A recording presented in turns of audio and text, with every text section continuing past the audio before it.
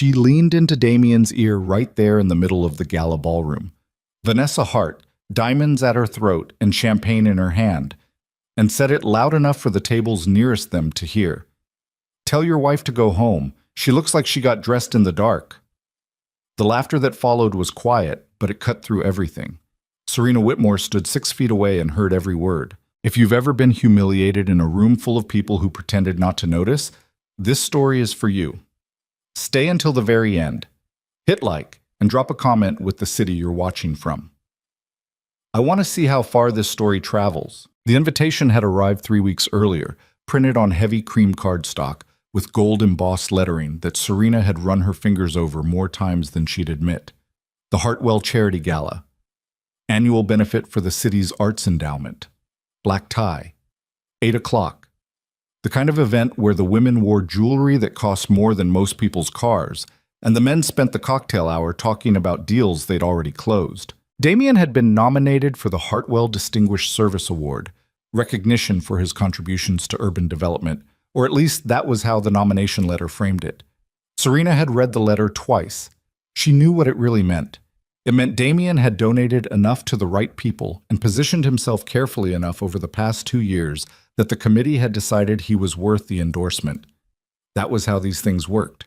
She wasn't naive about it. What she was, standing in front of the full-length mirror in their bedroom at 6:15 that evening, was tired. Not the kind of tired that sleep fixes. The other kind.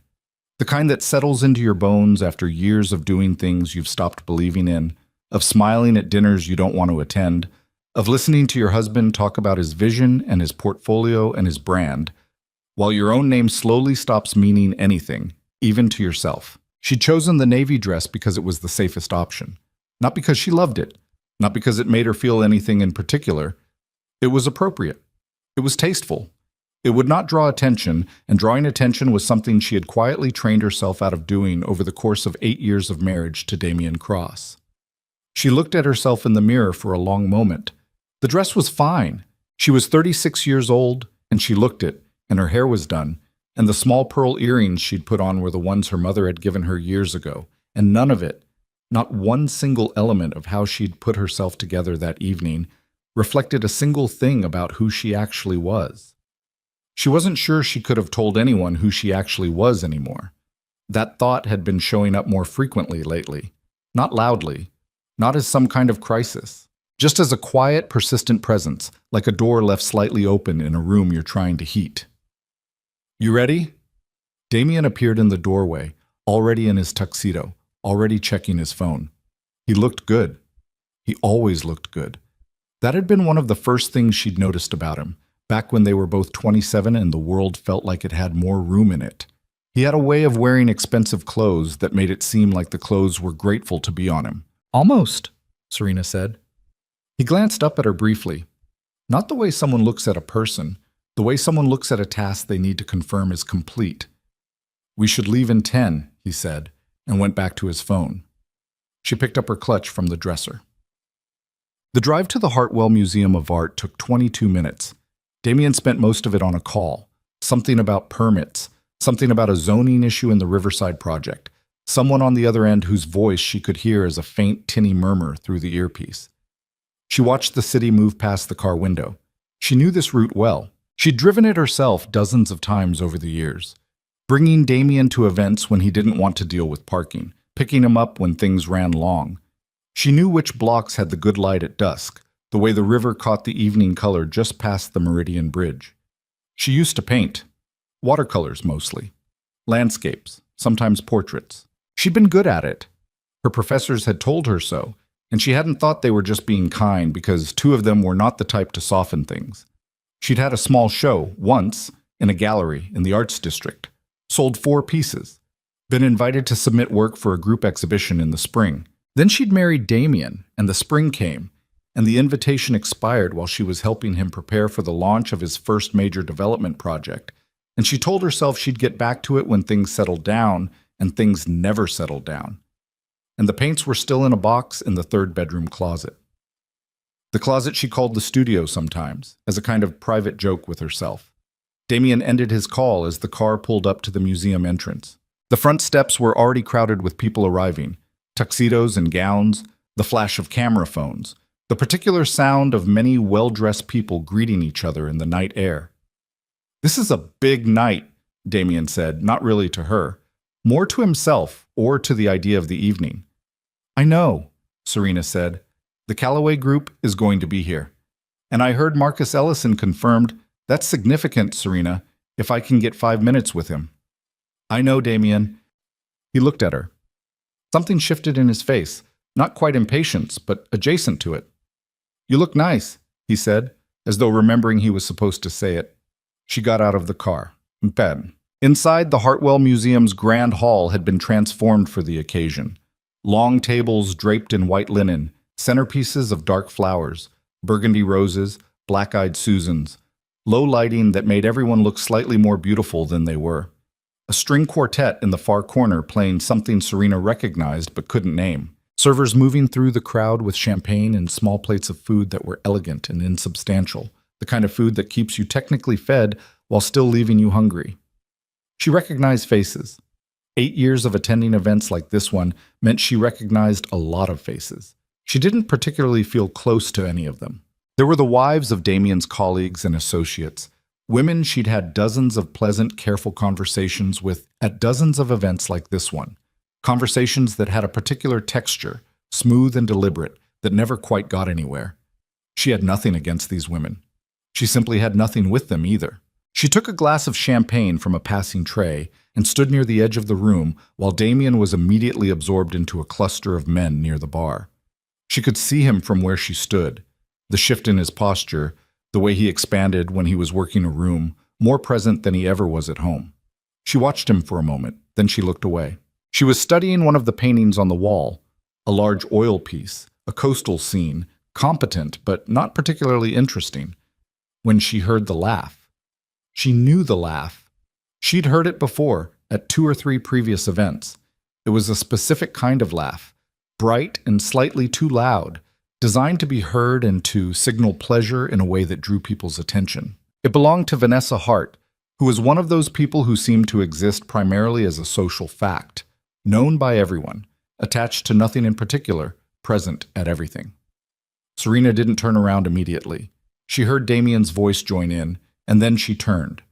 They were standing together near the far edge of the cocktail cluster, Damien and Vanessa, in the posture of people who had recently been standing much closer together and had adjusted slightly for the public setting. Serena had learned to read that posture the way you learn to read weather. The particular angle of Damien's body toward Vanessa, the ease between them that wasn't the ease of people who just met or rarely saw each other. The way Vanessa's hand rested briefly on his forearm, not quite lingering, but not casual either. Serena stood very still. She was good at standing still. She'd had a lot of practice. She told herself, "You don't know anything." She told herself, "You're reading into it." She told herself the things she'd been telling herself for, how long, honestly? 8 months? A year? She set her champagne glass down on a nearby table. Then she saw Damien lean in and say something to Vanessa, something close to her ear, something that made Vanessa turn slightly in Serena's direction, and Vanessa looked directly at her. The look lasted about 2 seconds.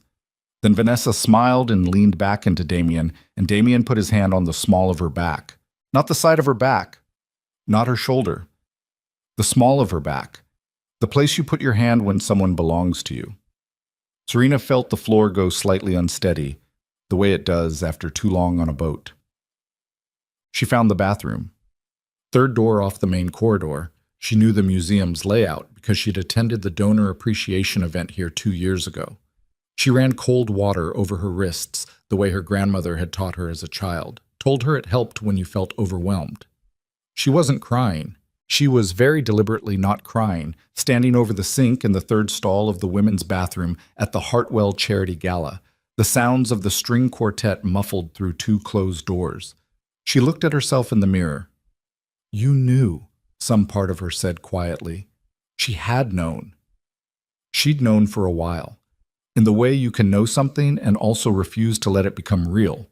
The way you can hold information at arm's length and keep living your life around it. The late nights with vague explanations.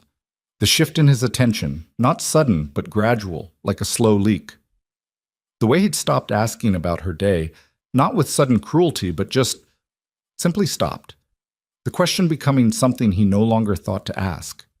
She'd filled the silence with things to do. She'd told herself it was a rough patch. She'd made herself useful, the way she'd always made herself useful, managing the household, accompanying him to events, remembering the names of his contacts' spouses, proofing his correspondence, organizing the paperwork for the Riverside project because his assistant was overwhelmed. She'd been so goddamn useful.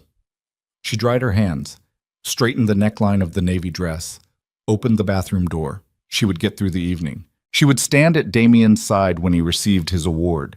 She would shake the hand she was supposed to shake and say the things she was supposed to say. And then tomorrow she would figure out tomorrow when it arrived. She walked back into the corridor. She was halfway to the main hall when she heard her name. Not called warmly, mentioned, in the particular way that names get mentioned when they're the subject rather than the audience. She stopped moving. Around the corner, in the alcove that held the museum's secondary bar, she could hear them clearly. The acoustics in this part of the building had always been strange. She'd noticed it before. Damien's voice.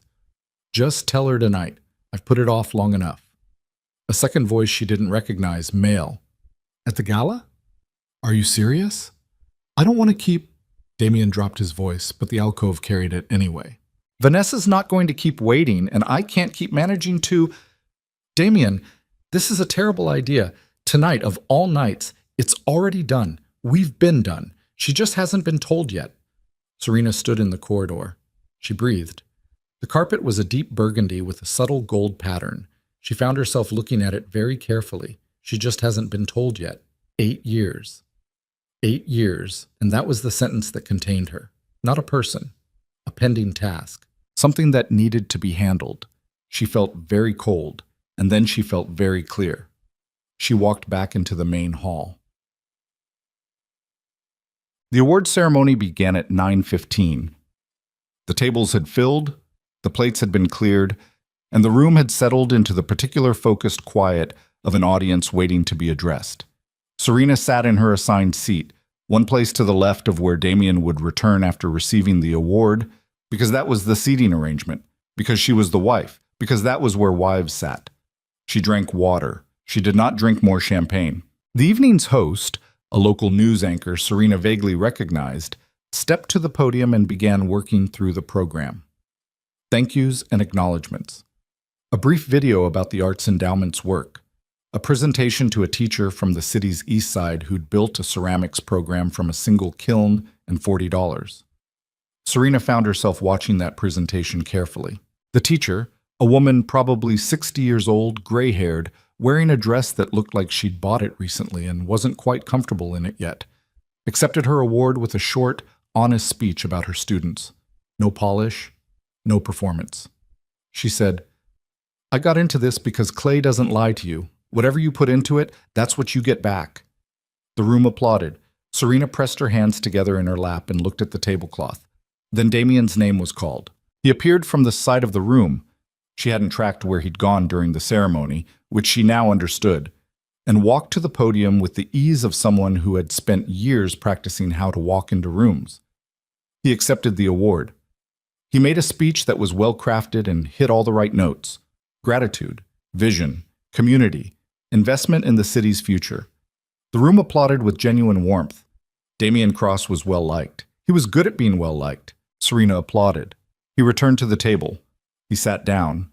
He set the award, a glass piece, rectangular, his name engraved on a small bronze plate at the base, on the white linen in front of him.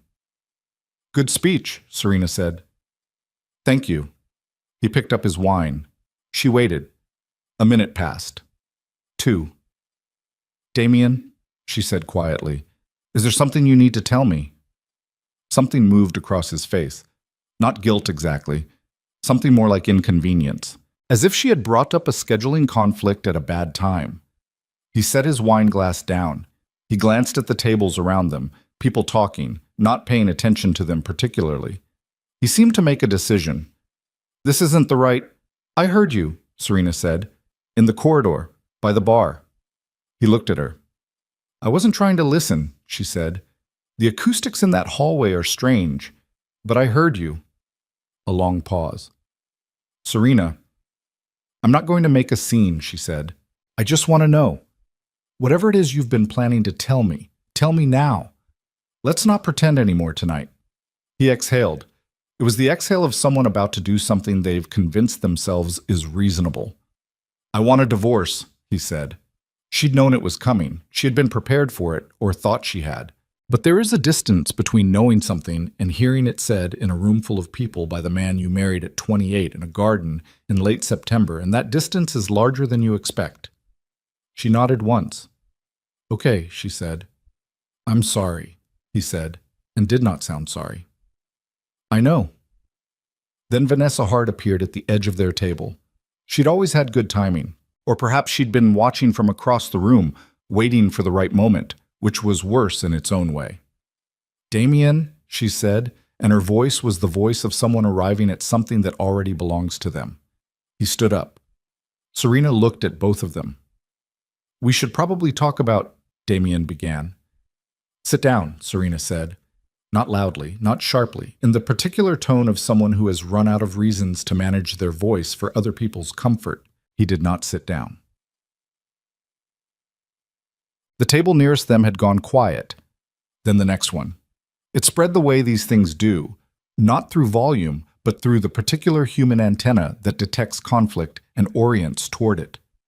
Vanessa set her champagne glass on their table. You know, Vanessa said, looking at Serena with something that was almost curiosity, I always wondered what kept him coming home. Vanessa, Damien said. I'm serious. She tilted her head slightly. Was it obligation, or was it... She gestured vaguely at Serena's dress. Something about the comfort of the familiar? Serena looked at her. She took a breath through her nose. You don't have to perform, Serena said. I'm not an audience. Vanessa laughed. That specific laugh, the one designed to be heard. Sweetie, look at where you are. Everyone's an audience. And that was when the room fully turned toward them. Not all at once, not dramatically, but with the gradual, irresistible attention of a crowd that has sensed that something real is happening in a room full of performance. Serena could feel it. 200 people in formal attire orienting themselves in her direction while trying to appear as though they weren't. Vanessa seemed to take energy from it. Damien's told me so much about you, she said. You sacrificed everything for his career. You were so devoted. The word devoted had a quality to it she didn't bother to disguise. It must be difficult to have invested so much and to end up with another gesture at the dress, at Serena broadly. Nothing to show for it. Damien said nothing. Serena looked at him. She watched him say nothing. 8 years. The gallery invitation she'd let expire. The paints in the closet. The mornings she'd driven him to early meetings, and afternoons she'd rescheduled her own things to accommodate his schedule, and evenings she'd spent alone in their house while he was at events she hadn't been invited to, telling herself it was normal, that this was what marriage looked like when one person was building something. She looked at Damien, who was not meeting her eyes. You could at least look at me, she said. He did. There was discomfort there, but underneath the discomfort was something more honest. A particular blankness, the expression of someone who has quietly closed a door and is waiting for you to walk through it. He'd been gone for a long time. She just hadn't been looking at him directly long enough to see it. Okay, she said again. Okay, Vanessa said. That's it? Just, okay? She laughed again. God, no wonder he was bored. And something in Serena shifted, not dramatically. Not in the way movies make you think things shift. It was small. It was the difference between bracing against the cold and deciding to put on a coat, something quiet and certain moving into place. She reached across the table and picked up the award, the glass piece with Damien's name on the small bronze plate. She turned it over once in her hands. She looked at Damien. This is nice, she said. Serena, heavy, she said. The good ones always are. She set it back down. Precisely, carefully, centered on the tablecloth in front of his empty chair. She picked up her clutch. She stood up. You know what I'm not going to do, she said. Not to both of them. To Damien specifically, looking at him directly. I'm not going to argue with her about you. I'm not going to cry in front of this room. And I'm not going to spend one more evening making myself smaller so you can feel bigger. But Vanessa said something, some kind of response, but Serena was already not listening. Get your lawyers to reach out, she said to Damien. I'll have mine call them back. She turned toward the edge of the room, and then the room changed. She felt it before she understood it. A different kind of quiet settling over the space, something that had nothing to do with their table or the drama that had unfolded at it. A shift in the room's attention, the way a current changes direction. Serena stopped walking. Near the entrance to the hall, the main doors that led back to the museum's grand lobby, two people had arrived. Not loudly, not with announcement, but with the specific gravity that certain people carry without effort, the kind of presence that makes a room rearrange itself slightly without knowing why. They were older. The man was perhaps 70, silver-haired, wearing a tuxedo that fit him the way things fit people who have been wearing expensive clothes for decades, without self-consciousness. Beside him, a woman of similar age, in a deep charcoal gown, her bearing so composed it stopped just short of formal. She had the particular quality of someone who has never in her adult life found it necessary to raise her voice. The event coordinator was already moving toward them with an urgency that was not quite panic, but was close to it. Several people at the tables nearest the entrance had turned. Serena stood in the middle of the room. She stood very still, because she knew those faces. She would have known them anywhere, the way you know things that were the landscape of your earliest years. The shape of a nose, the way a hand moved, the way the woman tilted her head when she was surveying a room. Her throat tightened. Victor Whitmore moved through the entrance with the unhurried certainty of someone who owns the time he moves through. Eleanor Whitmore, at his side, swept her gaze across the room with the calm attention of someone cataloging every detail and deciding which of them mattered. Her gaze found Serena, and something in Eleanor Whitmore's face, composed, precise, controlled for decades, cracked, just slightly, at the edges. She had not been expected. Serena had not told them about tonight. She hadn't told them about a lot of things for a long time, because telling them meant admitting how far she had drifted from the person they'd raised her to be. Meant watching her father's face do the thing it did when he was trying not to show that something had hurt him. She had been protecting them from the truth of her marriage the same way she'd been protecting herself, by not looking at it directly. But here they were. The coordinator was speaking to her father in a low, urgent voice, something about not having been told to expect them, something about seating, something apologetic. Victor Whitmore looked past him at the room. His gaze moved across the tables, past the award podium, past the faces turning toward him with the particular interest of people who had just recognized that something significant was happening. And then his gaze found Damien. Serena watched her father's face in that moment. She had seen that expression exactly once before, when she was 11 years old and someone had treated her carelessly at school, and her father had come to speak to the principal. It was not anger in any loud sense. It was something more precise than that. Something that had already arrived at a conclusion and was simply waiting for the appropriate moment to make it known. Eleanor had already begun moving across the room, not toward the host, not toward the coordinator, toward Serena. The room held its breath. And Damien Cross, standing at the table with his award on the white linen and Vanessa Hart at his side, finally looked up, and his face went through 3 distinct expressions in approximately 4 seconds. Recognition, confusion, and then something that, in the language of men who have built careers on reading a room, looked very much like the early stages of understanding that something had gone wrong.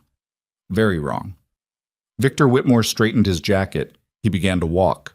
And the room, the donors and the board members, and the wives and the award recipients, and the 200 people who had been watching Serena Cross stand alone in a navy dress at a gala where she was supposed to have been invisible. The room turned completely toward what was coming. The string quartet had stopped playing. No one had asked them to. They had simply stopped, the way you stop what you're doing when you understand that the room you're in has become something else entirely. Eleanor reached Serena. She took her daughter's face in both hands, still wearing her gloves, the soft gray gloves she'd always worn to formal occasions, and looked at her. "Serena," she said, just her name, nothing else. And Serena, who had stood in this room and heard herself called nothing, and made herself smaller and held herself together by the particular discipline of someone determined not to fall apart in public, Serena finally felt something release somewhere deep in her chest. She blinked. "Hi, Mom," she said. And across the room, Victor Whitmore came to a stop in front of the table where Damian Cross stood holding his glass award and looking at his father-in-law with an expression that was rapidly reorganizing itself into something resembling fear. "Mr. Whitmore," Damian said. His voice was still professional. It was an impressive effort, actually. Victor looked at the award. He looked at the table. He looked at Vanessa Hart in the way you look at something you have identified and set aside for later. Then he looked at Damian. "We need to talk," Victor said quietly. And the room, all of it, the white tablecloths and the dark flowers, and the 200 people who had gathered to celebrate the best of the city, the room understood that the evening had only just truly begun. Victor Whitmore did not raise his voice. That was the thing about him, had always been the thing about him, that Serena had understood from the time she was old enough to understand anything about power. The men who raised their voices in rooms were the ones who needed other people to feel their authority. Victor had never needed that. He had a way of speaking at a measured, almost conversational volume that somehow made the room around him go quieter, as if the space itself was trying not to miss a word. "We need to talk," he said again. Damian had not moved from his spot beside the table. He still had one hand resting on the back of his chair, a posture that was meant to look relaxed but read, to anyone paying attention, as someone gripping something for balance. The award sat on the white linen in front of him. Serena had set it down precisely, and it was still precisely where she'd placed it, his name facing upward in the light. "Of course," Damian said. "Of course, sir. I didn't know you'd be—" "No," Victor said. "You didn't." Vanessa had taken 2 steps back without appearing to realize she was doing it. It was involuntary, the kind of movement the body makes when it registers something before the mind has caught up. She was still holding her champagne glass, but she was no longer the center of the room, and the adjustment showed in the small, tight set of her jaw. Eleanor had steered Serena, gently, with the particular firmness her mother had always been capable of, to a quieter spot near the edge of the room. Not far. Close enough that Serena could still see everything. "When did you eat last?" Eleanor said quietly. "Mom, it's a simple question." Serena looked at her. Eleanor Whitmore at 68 was a woman who had always looked exactly like herself, which was to say she had never particularly looked her age in either direction. She wore her years the way she wore everything, as something she'd chosen rather than something that had happened to her. Her silver hair was swept back. Her posture was the posture of someone who had long ago decided that there was no room in a life like hers for slouching. "I had something out of the hotel," Serena said, which was not entirely true. She'd eaten half a piece of toast before Damian arrived home to change, and the anxiety of the evening had made her stomach too tight for the appetizers. Eleanor looked at her steadily. "I mean it, Mom. I'm fine." "I know what fine looks like on you," Eleanor said. "You've been wearing it since you were 14. She reached out and adjusted the small pearl earring on Serena's left ear. It had shifted slightly, barely noticeable. "We'll talk about the rest of it later. Right now I need you to stand up straight." "I am standing up straight." "Straighter," Eleanor said. "You've been folded in half in this room all night. I could see it from the doorway." Serena pulled in a breath and squared her shoulders. "Better," her mother said. Victor had moved the conversation, if you could call it that, away from the immediate table, but not far enough for privacy. He'd positioned himself at the edge of the main seating area, and Damian had followed because there was no graceful alternative. 2 of Victor's associates, men Serena didn't recognize, who had arrived with her parents and stationed themselves at the periphery with the quiet competence of people whose job was to be unobtrusive until they were needed, stood at a slight distance. The room had not returned to its previous state. Conversations had resumed, plates had been refilled, the servers were circulating again, but it was all performance. The entire room was listening while pretending not to. Serena knew this, her mother knew this, and from the slight stiffness in Damian's shoulders as he faced her father, he knew it too. "I'll be straightforward with you," Victor said, "because I don't believe in managing information when the direct version will do. Mr. Whitmore, I want to explain—" "I'm not finished." Victor said it without sharpness, which made it more effective than sharpness would have been. "I received a call this afternoon from my attorney, He'd been made aware, through a contact of his in the county assessor's office, of some irregularities in the permit documentation for your Riverside development. Damien went still. I wasn't aware you had any interest in— I didn't, Victor said. Until tonight. A pause. Long enough for the information to settle. What kind of irregularities? Damien asked. He kept his voice level. He was good at that, Serena thought, watching from across the room. Damien was genuinely skilled at the performance of composure. The kind, Victor said, that require significant conversation with someone who has more patience for those discussions than I do. He looked at Damien directly. I've already put Robert Calloway on notice. He'll be reaching out to your office Monday morning. Robert Calloway.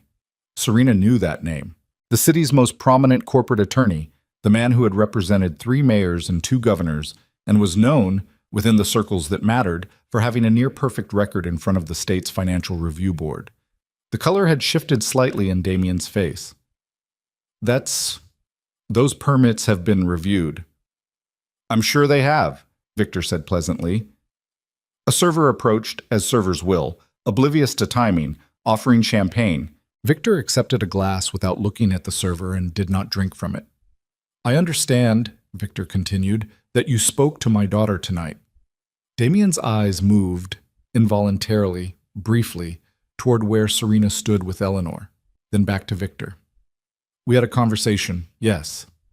You asked for a divorce. It was not a question. Damien recognized that it wasn't a question and didn't treat it like one. Our marriage has had difficulties, he said carefully. Yes, Victor said. I imagine it has. He looked at his champagne glass for a moment. She didn't tell us, about the difficulties. About most of it, I suspect. Something moved through his expression.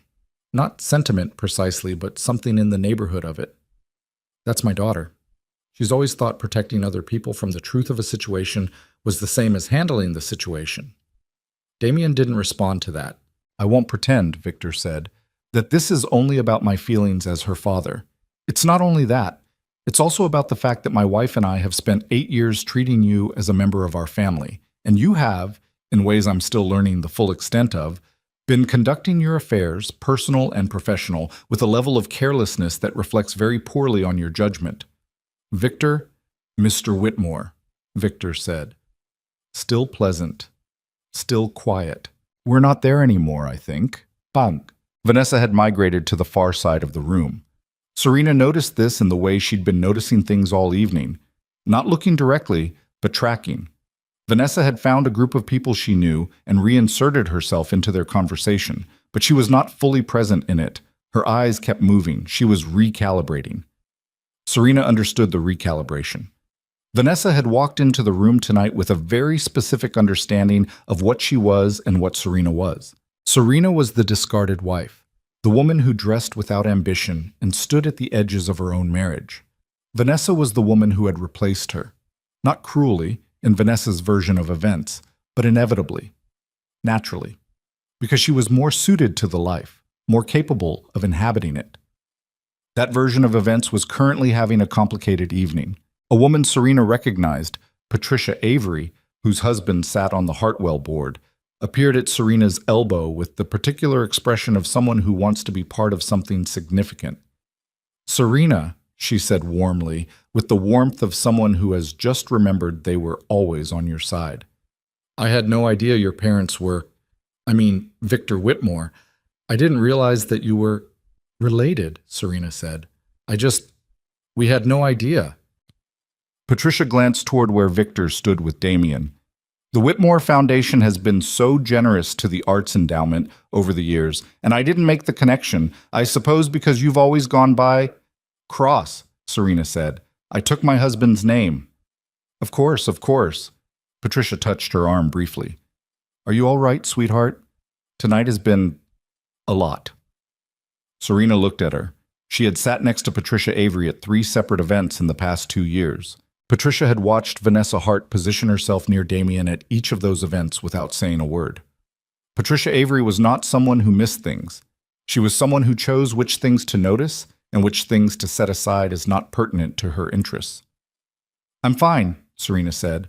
Eleanor, who had been listening to this exchange with the expression of someone watching a form of social theater she'd seen performed many times before, touched Patricia's arm in the way she touched things, precisely, briefly, definitively. "Patricia," Eleanor said, "would you mind letting us have just a moment?" Patricia minded. She was also not capable of saying so to Eleanor Whitmore's face. "Of course," she said. "Of course. Serena, call me." She would not be calling, and they all three knew it. Eleanor watched her go. "She knew," Serena said. "People like that always know," Eleanor said. "Knowing is currency. They hold it until it becomes more useful to spend." "That's a bleak way to look at it." "It's an accurate way to look at it." Eleanor turned back to her. "Tell me what happened tonight. From the beginning." Serena looked toward where her father still stood with Damien. The conversation had acquired a third participant. One of Victor's associates had joined them, and there was now a phone being consulted, something being shown on a screen. Damien was looking at the phone. Whatever was on it had not improved his posture. "I found out tonight," Serena said. I suspected. For a long time. But tonight was when I stopped being able to tell myself I was wrong." Eleanor didn't say anything to that. She waited. "He was going to tell me," Serena continued. "He'd already decided. I heard him say it. In the corridor. He said I just hadn't been told yet. Like I was a notice that needed to be posted." She heard the sound of her own voice, steady but thin at the edges. "And then Vanessa came over to our table and she said things, and Damien just stood there. He just stood there and let her talk." "What did you do?" "I told him to have his lawyers contact mine." She paused. "I said it in front of about 40 people."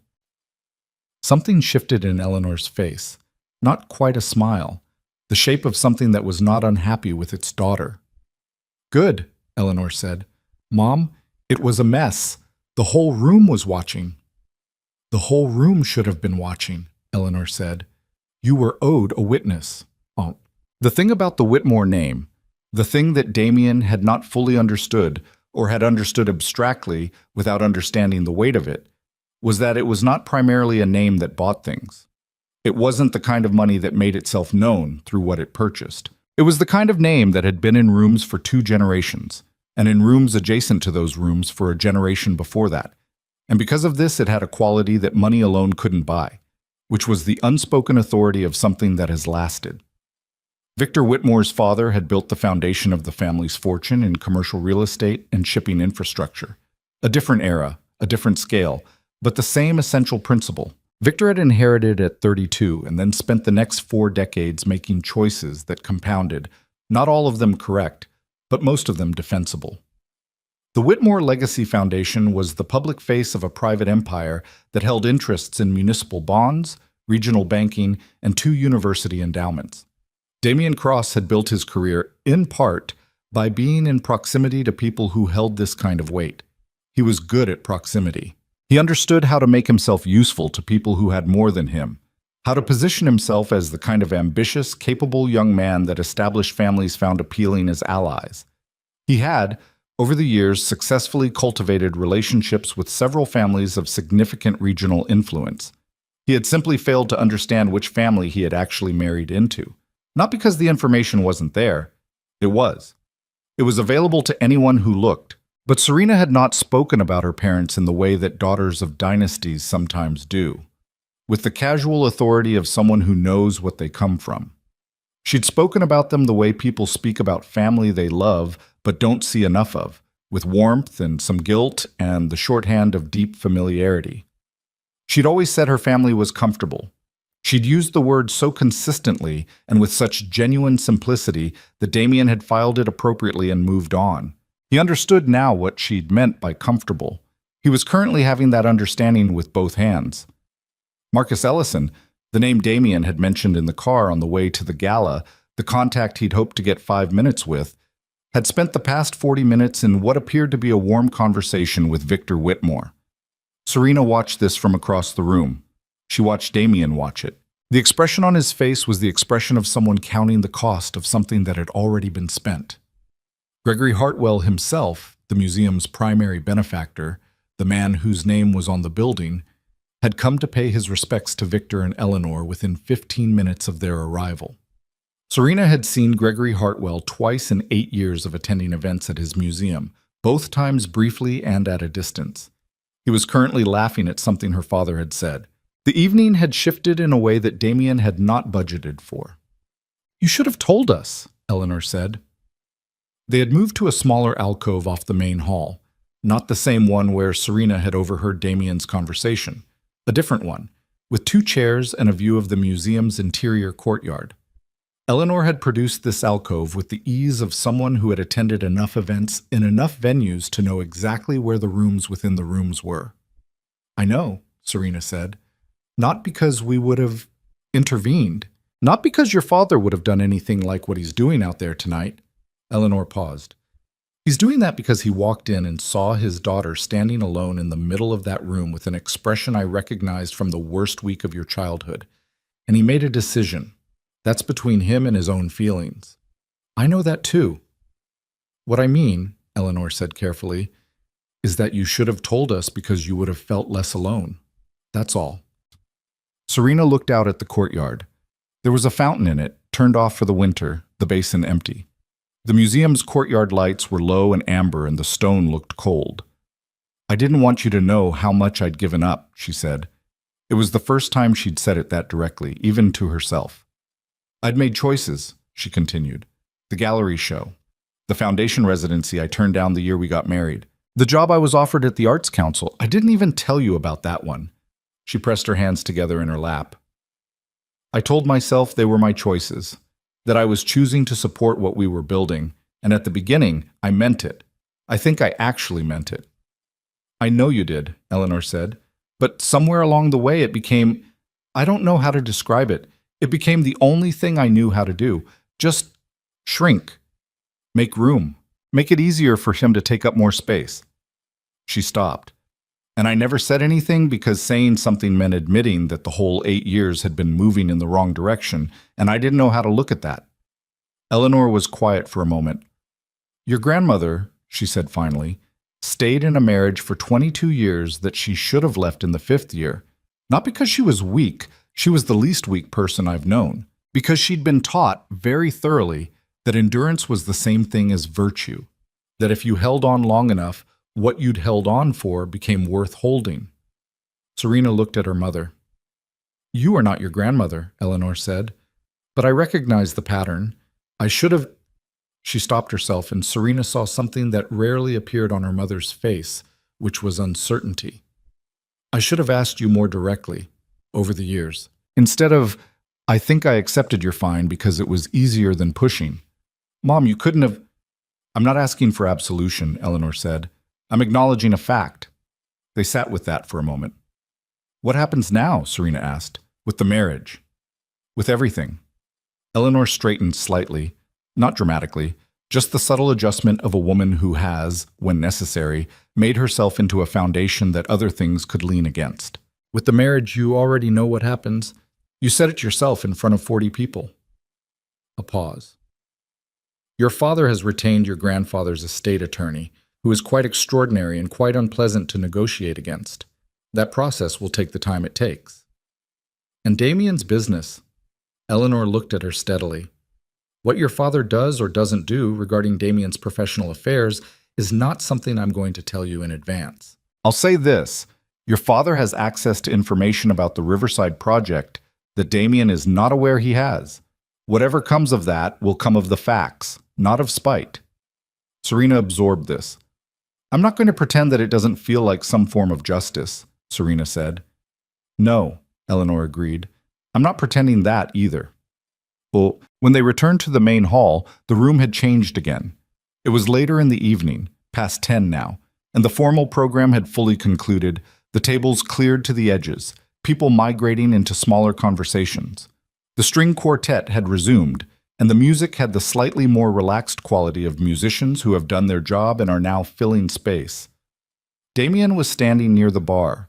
He was alone, which in a room like this one, at an event like this one, was itself a statement.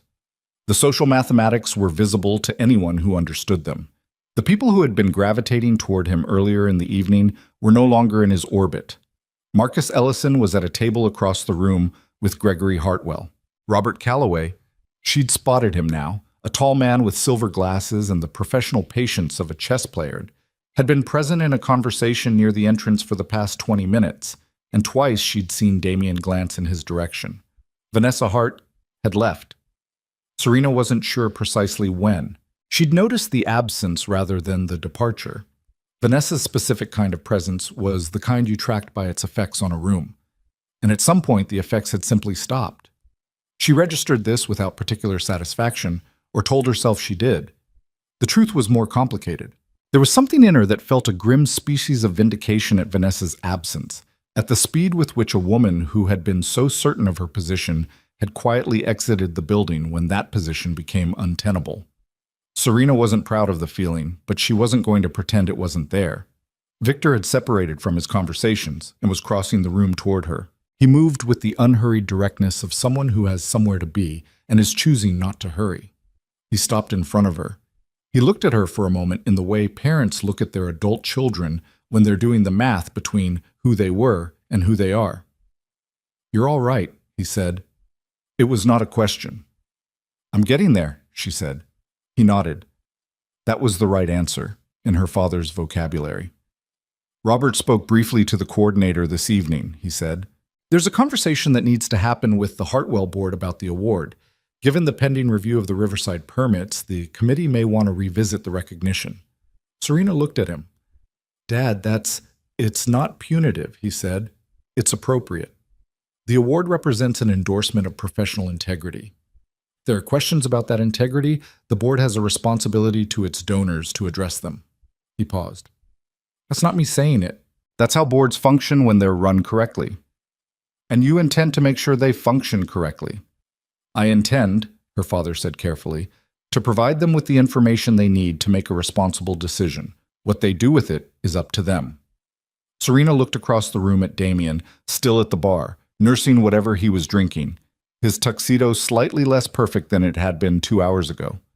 He was looking at his phone. She wondered if he was reading something, or if the phone was just something to look at so he didn't have to look at the room. "He doesn't understand yet," she said. "Not fully. He still thinks this is a setback, something he can manage." "Yes," Victor said. "He'll understand by Monday." She watched Damien for another moment. The man she'd married at 28 in a garden in late September. The man who'd been brilliant and driven and genuinely warm for a while. She didn't want to revise that entirely, to make him into something he hadn't been. He had been real, once. Whatever had been built between them had been real for a time. But real things can end, and when they end badly, the ending doesn't cancel the rest of it. It just means you're standing at a point where continuing in the same direction is no longer possible. "I need to find a lawyer," she said. "You have one," Victor said. "Margaret Hess. She's been expecting your call for about 40 minutes. Serena looked at her father. "You called her before you walked in?" "Your mother called her. In the car." She stared at him. Victor looked back at her with the expression of a man who sees absolutely nothing unusual about this. "Mom," Serena said, turning. Eleanor was standing 2 feet away, having returned at some point without Serena noticing. "You were alone in that room," Eleanor said. "You shouldn't have been alone in that room." She said it simply, without drama. Serena opened her mouth. "Don't thank me," Eleanor said. "I don't need thanks for showing up." It was past 11 when the evening began its gradual, collective unwind. Coats retrieved, cars called, the particular tired warmth of people who have had enough of formal spaces and are ready for the privacy of their own lives. Damien had approached Serena once, near 10:30, while her parents were engaged with Hartwell's board president. He'd come up beside her with the expression of a man who has been rehearsing something and is not entirely confident in the material. "I need to talk to you," he said. "I think you've said what needed saying," she told him. "Serena." He lowered his voice. "I don't know what your father's... I'm not discussing my father with you. This doesn't have to..." He stopped, started again. "Tonight didn't have to be like this." She turned and looked at him directly. She took the full measure of him, standing in his tuxedo at this museum, at this gala where he'd come to receive an award, and instead found his evening going in a direction he'd never considered because he had never, in 8 years, seriously considered her. No, she agreed. It didn't. She turned away. He didn't follow. Later, much later, close to midnight, after the event had emptied and she was sitting with her parents in a quiet corner waiting for their car, Serena looked around the emptying hall. The servers were breaking down the tables efficiently, the white linen coming off in practice sweeps. The flowers were already being boxed. The string quartet had packed up and gone. She looked at the place where she and Damien had been sitting. The table was half cleared, one of the centerpieces still in place, a few abandoned glasses. The award was gone. At some point during the evening, it had been quietly removed from the table. She didn't know whether Damien had taken it, or whether the museum staff had, or whether the board had intervened. She didn't particularly need to know. She thought about the teacher who had received her award earlier in the evening. The woman with the gray hair and the new dress, and the ceramics program, and the $40. Clay doesn't lie to you. Whatever you put into it, that's what you get back. She thought about the box in the third bedroom closet, the paints inside it, the residency she'd turned down 11 years ago, the gallery show she'd done, the 4 pieces she'd sold, the spring invitation that had expired while she was making herself useful. Her father was on his phone reading something, making notes with the focused calm of someone who had already decided what was going to happen next and was simply documenting the steps. Her mother was watching her. "You look like you're thinking," Eleanor said. "I am." "About?" Serena looked at the empty hall, at the dismantled tables and the bare spaces where the flowers had been and the amber light catching the edges of the room as the overhead lights dimmed. "I had an idea," she said, "a while ago. A long time ago." She paused. "Something I wanted to do, that I put down." "Things that are put down," Eleanor said, "can generally be picked back up." Serena was quiet for a moment. "It's not that simple." "No," Eleanor agreed, "it isn't. But simple and possible aren't the same word." Outside, a car arrived at the museum entrance, its headlights sweeping briefly across the tall windows of the hall. Victor put his phone away. He stood. He offered his hand to Eleanor in the automatic, unhurried way of a man who has been offering his hand to the same woman for 40 years, and Eleanor took it in the way of a woman who still, after 40 years, chooses to take it. He looked at Serena. "Ready?" he said. She thought about the question. She thought about all the things the question contained. "Yes," she said. She stood up. She picked up her clutch. She straightened the neckline of the navy dress, the dress she'd chosen, because it was safe, because it was appropriate, because it wouldn't draw attention. She had drawn attention anyway. She walked with her parents through the empty hall and out into the night, and the museum doors closed behind her, and the city was cold and lit and indifferent in the way cities are at midnight, and she breathed in the air and felt, for the first time in a very long time, that she was standing in her own life. Not at the edge of it. Not in support of someone else's version of it. Her own. The car was waiting. She got in. The days immediately after the gala had a particular texture that Serena had not anticipated. Not dramatic, not clean, not the way a break feels in movies where the protagonist walks into a new life, with the music rising underneath. The days after the gala were administrative and exhausting, and full of small decisions that each required more energy than they should have. She moved out of the house on Caldwell Drive 4 days after the gala. Not because she had to. Margaret Hess had been very clear on this point, explicit in the way of a woman who had spent 30 years in family law and had watched too many clients vacate properties they were entitled to occupy. "You don't have to go anywhere," Margaret had said in her first phone call with Serena at 7:15 in the morning on the day after the gala, because Margaret Hess apparently began her working day at 6. "Leaving the marital home can complicate the asset picture. Stay put while we assess." Serena had stayed put for 3 days.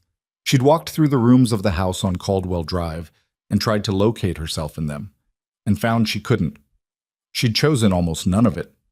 The furniture had been selected by a decorator Damien hired in their 3rd year of marriage when they moved from the apartment to the house. The art on the walls, what there was of it, had been chosen for investment value, not for any connection to anything. The kitchen was beautiful, and she'd cooked in it thousands of times, and it looked like a kitchen in a magazine, and she had never once felt that it was hers. On the fourth morning, she packed 3 bags: clothes, the pearl earrings, her grandmother's silver hairbrush, 2 books she'd been meaning to read for 2 years, and the box from the 3rd bedroom closet, the one with the paints in it. She loaded the bags into her car herself, because the housekeeper didn't come until Thursday, and she preferred it that way. She called Margaret from the driveway. "I'm going to stay with my parents for a while," she said. A pause on the other end. "I advised against leaving the property," Margaret said. "I know." "Serena." "I can't think in that house," Serena said. "I haven't been able to think in that house for a long time. I need to be somewhere I can think."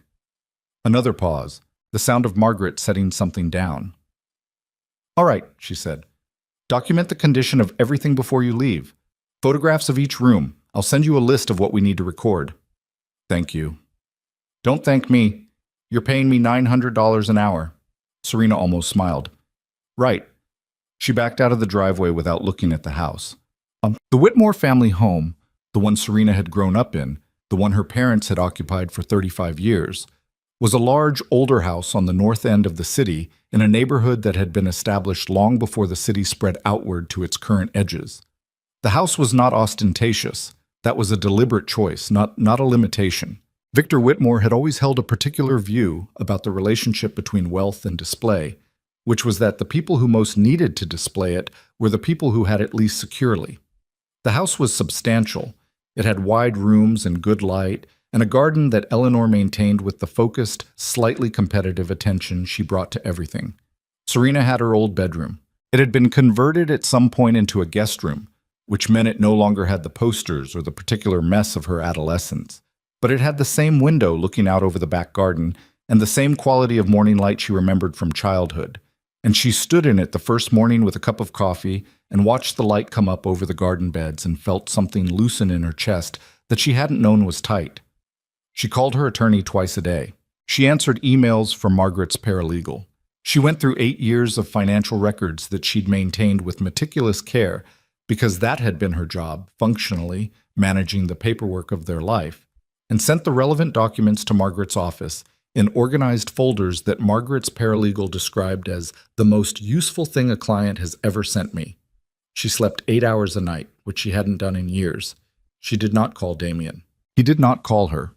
There were 2 texts, both brief, both from a number she recognized as his assistant's, scheduling questions about the house, about mail forwarding, practical things. She forwarded them to Margaret.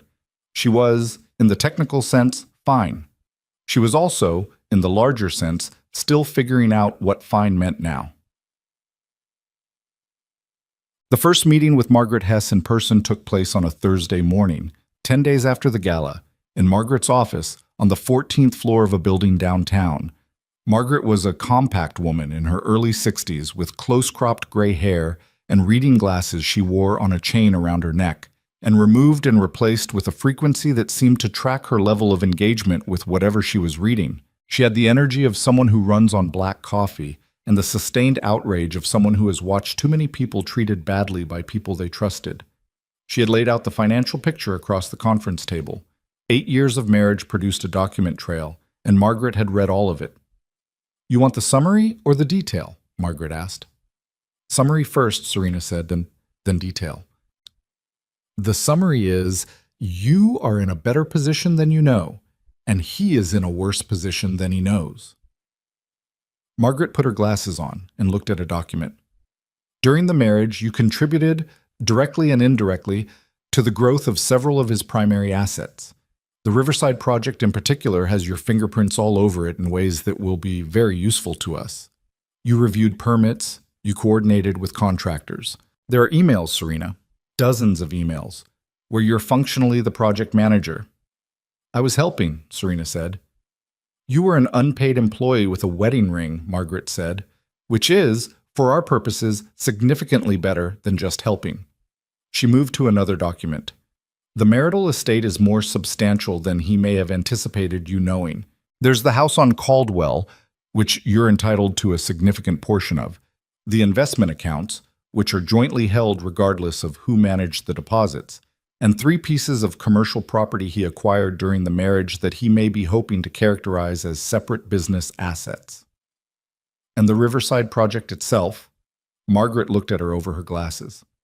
That, she said, is where it gets interesting. She spent the next 20 minutes explaining the Riverside situation in a way that was measured and precise, and occasionally made Serena put her coffee cup down. The permit irregularities that Victor had mentioned to Damien at the gala were not, it emerged, a minor administrative matter.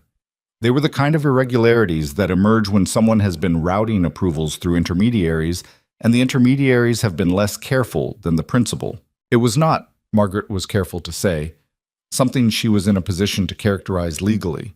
But the State Financial Review Board had opened a preliminary inquiry, and preliminary inquiries had a way of becoming more substantial when they found what they were looking for. Your father, Margaret said, has submitted documentation to the Review Board's office that I gather came from his own due diligence process. What kind of documentation? I don't have the specifics. He shared it through Robert Calloway, and Robert very properly has not shared the particulars with me beyond confirming that it's been submitted. Margaret put her glasses back on the chain. What I can tell you is that 2 of Damien's primary investors in the Riverside project have quietly requested an accounting review in the past week. I have this from a contact at the city planning department who owes me a favor. Serena absorbed this. He's going to think I orchestrated it, she said. Let him, Margaret said. I didn't. I know you didn't. It doesn't matter what he thinks. What matters is what he can demonstrate. And he can't demonstrate anything because there's nothing to demonstrate. Margaret looked at her steadily. Your father acted on his own information through his own channels. You're engaged in a divorce proceeding. The 2 things are separate. They don't feel separate. They don't have to feel separate. They just have to be separate. Margaret pulled another folder toward her. Can we talk about what you want from this? Not what you're entitled to. What you actually want. Serena sat with the question for a moment. I want it to be honest, she said. Whatever the settlement is, I don't want more than what's fair, and I don't want less because he's good at making people feel like they're asking for too much. Margaret looked at her with something that might have been professional approval. He is good at that, she said. I've dealt with his type before. They negotiate like they're doing you a favor by engaging with you at all. I know, Serena said. I've watched him negotiate for 8 years. Good. Then you'll know when he's doing it. Margaret closed the folder. My job is to make sure you walk out of this with what you're actually owed.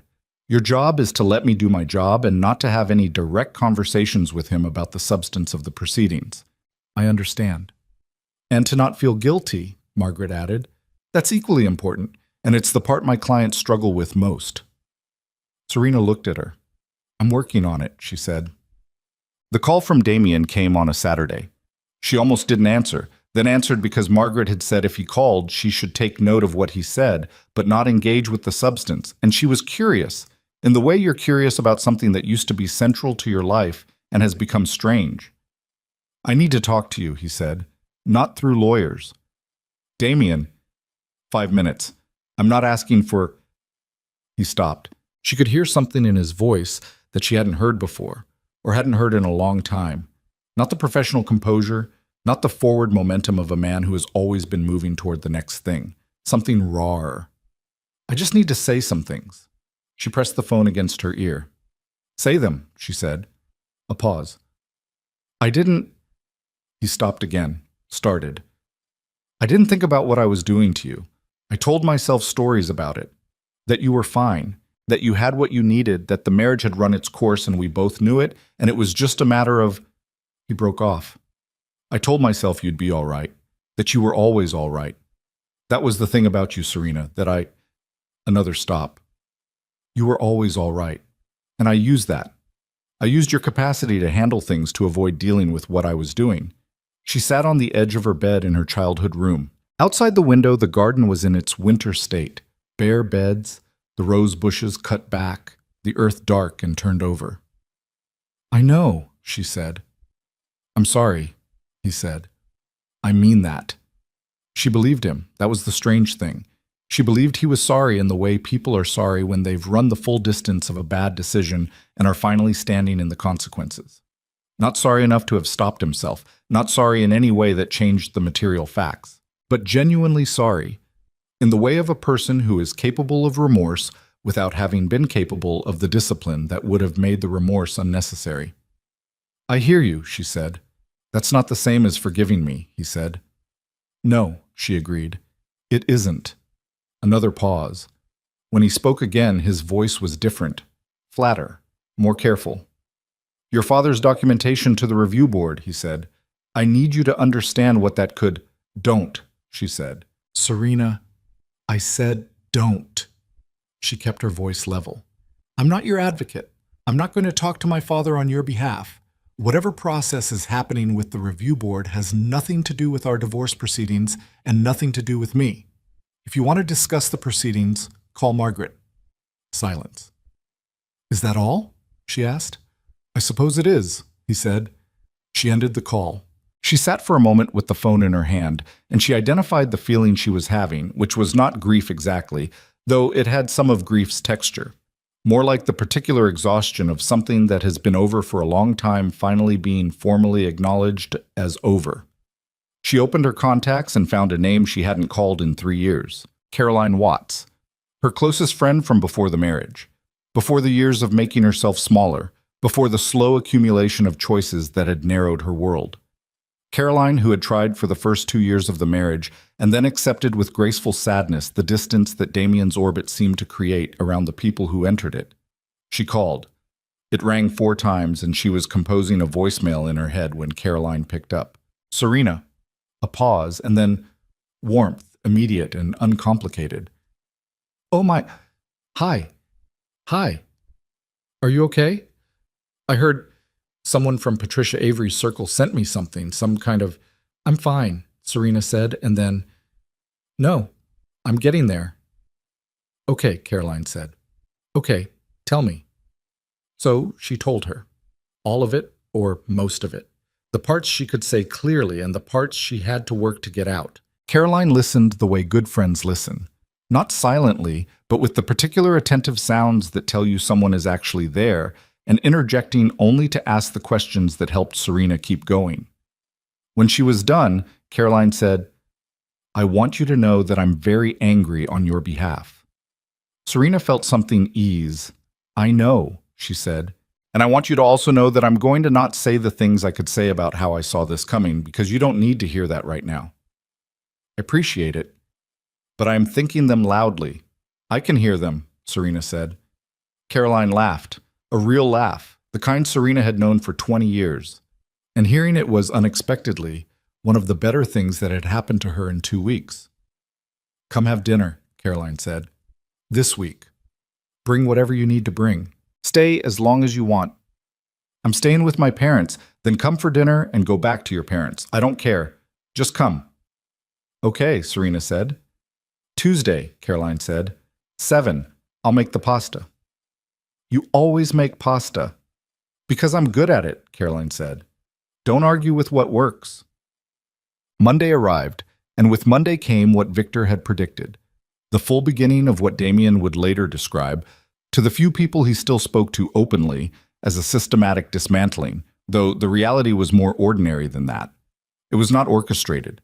It was not revenge enacted from a throne. It was simply the way that systems work when they actually function. When the right people have the right information and the structures that are supposed to provide accountability do their jobs. The State Financial Review Board's preliminary inquiry formalized.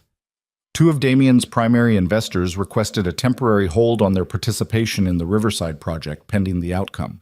His largest banking relationship, the one that provided the credit line that the Riverside project depended on, initiated a covenant review, which was the polite term for, "We are examining whether your loan terms require us to do something about this." Serena knew these things because Margaret kept her informed, and Margaret kept her informed because she believed clients should understand the landscape of their situation. She also knew because on Tuesday evening at Caroline's apartment over pasta and 2 glasses of wine, she said, "I feel like I should feel worse about what's happening to his business." Caroline looked at her. "Do you feel bad?" Caroline asked. "No," Serena said. That's what I mean. I feel like I should, and I don't. And I can't decide if that makes me a cold person or just someone who finally stopped managing her own reactions for other people's benefit. But those are not the only two options, Caroline said. I know. You spent 8 years, Caroline set her fork down. You know what? I'm going to say one of the things I said I wasn't going to say, because I think it's relevant. I watched you disappear into that marriage. You came to my birthday dinner in year 3, and you spent 40 minutes on the phone with his contractor because there was some issue with the delivery, and you apologized to me afterward like you'd committed a crime. I didn't say anything because I didn't want to push you, and I should have pushed you. Caroline, I'm not taking the blame for it. I'm saying I saw it and I stayed quiet, and I regret that. She picked her fork back up. The point is, his business is in trouble because of things he did, not things you did. Not things your father did, things he did. You feeling okay about that isn't coldness, it's just accurate. Serena turned her wine glass in her hands. He called me Saturday, she said. What did he say? She told her. Caroline listened without interrupting, which was not her usual mode, which meant she was being careful. He was sorry, Caroline said when Serena finished. He was. But it was the kind of sorry that doesn't change anything, Serena said. I know what that looks like now. I've been living in it long enough. 3 weeks after the gala, the Hartwell board met in closed session to discuss the Distinguished Service Award. The meeting was not publicized. The outcome of it was conveyed to Damien through his attorney, not Margaret, Damien's attorney, a man named Forsyth who had been handling his corporate affairs and was now handling the increasingly complicated intersection of his corporate and personal affairs. The award was rescinded. Not with fanfare, not with announcement. The press release that had been drafted for the gala's coverage had never gone out. The museum's website, which had briefly listed Damien Cross among its honorees, was updated. The glass piece with his name on the bronze plate at its base was returned to the museum via courier. Serena found out from Margaret. The board voted unanimously, Margaret said, on the phone, with the professional neutrality she maintained even when reporting things that were not, strictly speaking, neutral. They cited the pending financial review and the incompleteness of their vetting process. How did he take it? Forsyth's paralegal, Margaret said, sent me a rather terse email this morning that contained 3 grammatical errors, which tells me Forsyth's paralegal was not in a calm state when he wrote it. Serena absorbed this. Is Forsyth good? She asked. As an attorney. He's competent, Margaret said. He's also primarily a corporate attorney who is currently doing family law because his client can't afford the perception of assembling a divorce team right now. It's not his strongest arena. Meaning, Margaret said, that Damien is navigating 2 significant legal situations with resources that are becoming strained, and his representation in our proceeding reflects that. She paused. I want to be clear, she said. I'm not telling you this to be unkind. I'm telling you because you should know what we're working with. I know, Serena said. What does it mean for the timeline? It may accelerate things, Margaret said. Men in his position often prefer a settlement to a prolonged proceeding when a prolonged proceeding would require the further exposure of financial records. A pause. We have more of those records than he knows. On a Thursday afternoon in the 4th week, Serena drove to the Arts District. She hadn't planned to. She'd gone downtown for a meeting with Margaret's paralegal, and afterwards she had time before she needed to be anywhere, and she found herself driving through the district almost by habit. She'd known these streets before she knew Damien, before the long years of making herself useful, when she'd had a key to a studio space in the building on Marrow Street and had spent her Saturdays there with the smell of turpentine and the particular quality of northern-facing light. The building on Marrow Street was still there. It had been renovated since she'd last been in it. The exterior was different, the signage was different, and the ground floor had become a coffee shop. But the bones of it were the same, and she sat in her car across the street from it for a while and looked at it. She was not the same person who'd had a key to that studio. She knew that. She wasn't trying to go back to something. She'd spent enough time in the past weeks understanding that going back was not the same as going forward, and that the goal was not recovery of what she'd been, but the construction of something she hadn't been yet. But she sat across from the building on Marrow Street and felt something she recognized. Something that had been quiet for a long time and was not, it turned out, gone. She pulled out her phone and called her mother. I'm in the arts district, she said. All right, Eleanor said. I've been sitting in my car in front of the Marrow Street building for 15 minutes. A pause. The one with the studio you had? Yes. And? Serena looked at the building. A young woman came out of the coffee shop on the ground floor, pulling on a coat, coffee in hand, looking at her phone. The afternoon light was low and pale and winter-thin, the kind of light that makes everything look slightly more exposed than it usually does. I want to do something, Serena said. I've been thinking about it since the night of the gala, but I haven't said it out loud to anyone because saying it out loud makes it real, and real things can fail. Yes, Eleanor said. They can. I want to start something, Serena said. Something connected to the city's arts history. Preservation, documentation. I've been thinking about the museum and the way they've had to struggle for funding for the historical collection because the contemporary stuff is what gets attention. There's so much material in this city that's in danger of just... She stopped, organized herself. I have ideas. Real ones, specific ones. I know, Eleanor said. Serena paused. What do you mean, you know? I mean, your father and I have been waiting for you to say something like this for approximately 4 years, Eleanor said. We weren't going to push, but we've been waiting. Serena sat with that. The foundation, she said. The Whitmore Legacy Foundation. Is there... Come home for dinner, Eleanor said. Your father has been wanting to show you something. What something? Just come, Eleanor said. 7 o'clock. Don't eat beforehand. Dinner that evening was at the long table in her parents' dining room, the one that had seated 12 at family holidays and now held 3 people with room left over. Her father had cooked, which he did on Thursdays, badly and without apology, because he had always maintained that competence in everything was neither possible nor desirable, and that cooking was the area he'd chosen to leave unremarkable. The food was fine. The conversation was better. After dinner, Victor set a folder on the table between them. I've been working on something, he said, for the past 3 years. Your mother thought it was premature to mention it. I thought it needed to be her idea, Eleanor said from across the table. Not ours. Semantics, Victor said. Not semantics, Eleanor said. She needed to arrive at it herself or it wouldn't hold. Victor looked at his wife. This was a conversation they'd clearly had before and not fully resolved. What's in the folder? Serena asked. He opened it.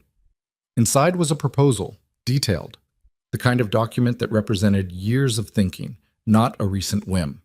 The Whitmore Legacy Foundation expansion. Cultural Preservation Division, focused on the city's history, its documented but underattended artistic heritage. The archives that existed in fragments across 3 institutions with insufficient resources to properly maintain them. Staff positions. A budget. A proposed space. The Marrow Street building was mentioned specifically, the upper floors of it, which had been vacant since the renovation. You bought the building, Serena said. The foundation holds the lease on the upper floors, Victor said. We've held it for 18 months, waiting. She looked up at him. Dad, don't make it sentimental, he said. It's a sound investment in a developing district. The arts community anchor provides stability for the surrounding properties. Victor, Eleanor said. That's also true, he said. That's not why you did it, Eleanor said. A pause. Victor straightened the folder on the table. No, he said. It's not only why I did it. He looked at Serena.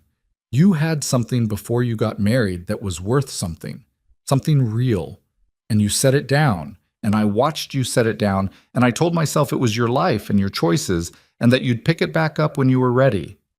His voice stayed level, but something underneath it was not entirely level. I should have said something sooner. I'm saying it now.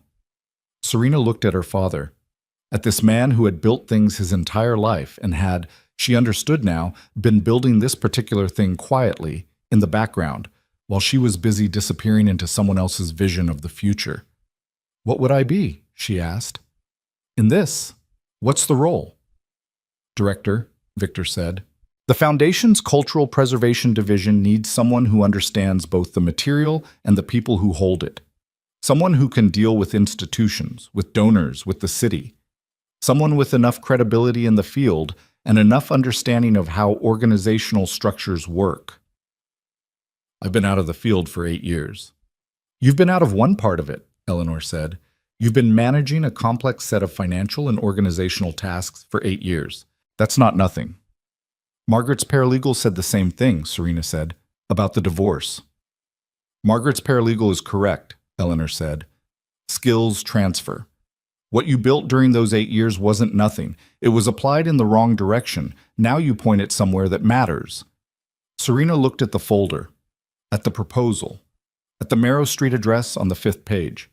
She thought about the box of paints in her childhood bedroom, the residency invitation from 11 years ago, the gallery show, the 4 pieces, the spring invitation that had expired. She thought about standing in the gala ballroom in a navy dress she'd chosen because it was safe, and hearing her name mentioned in a corridor, and the particular quality of the sound.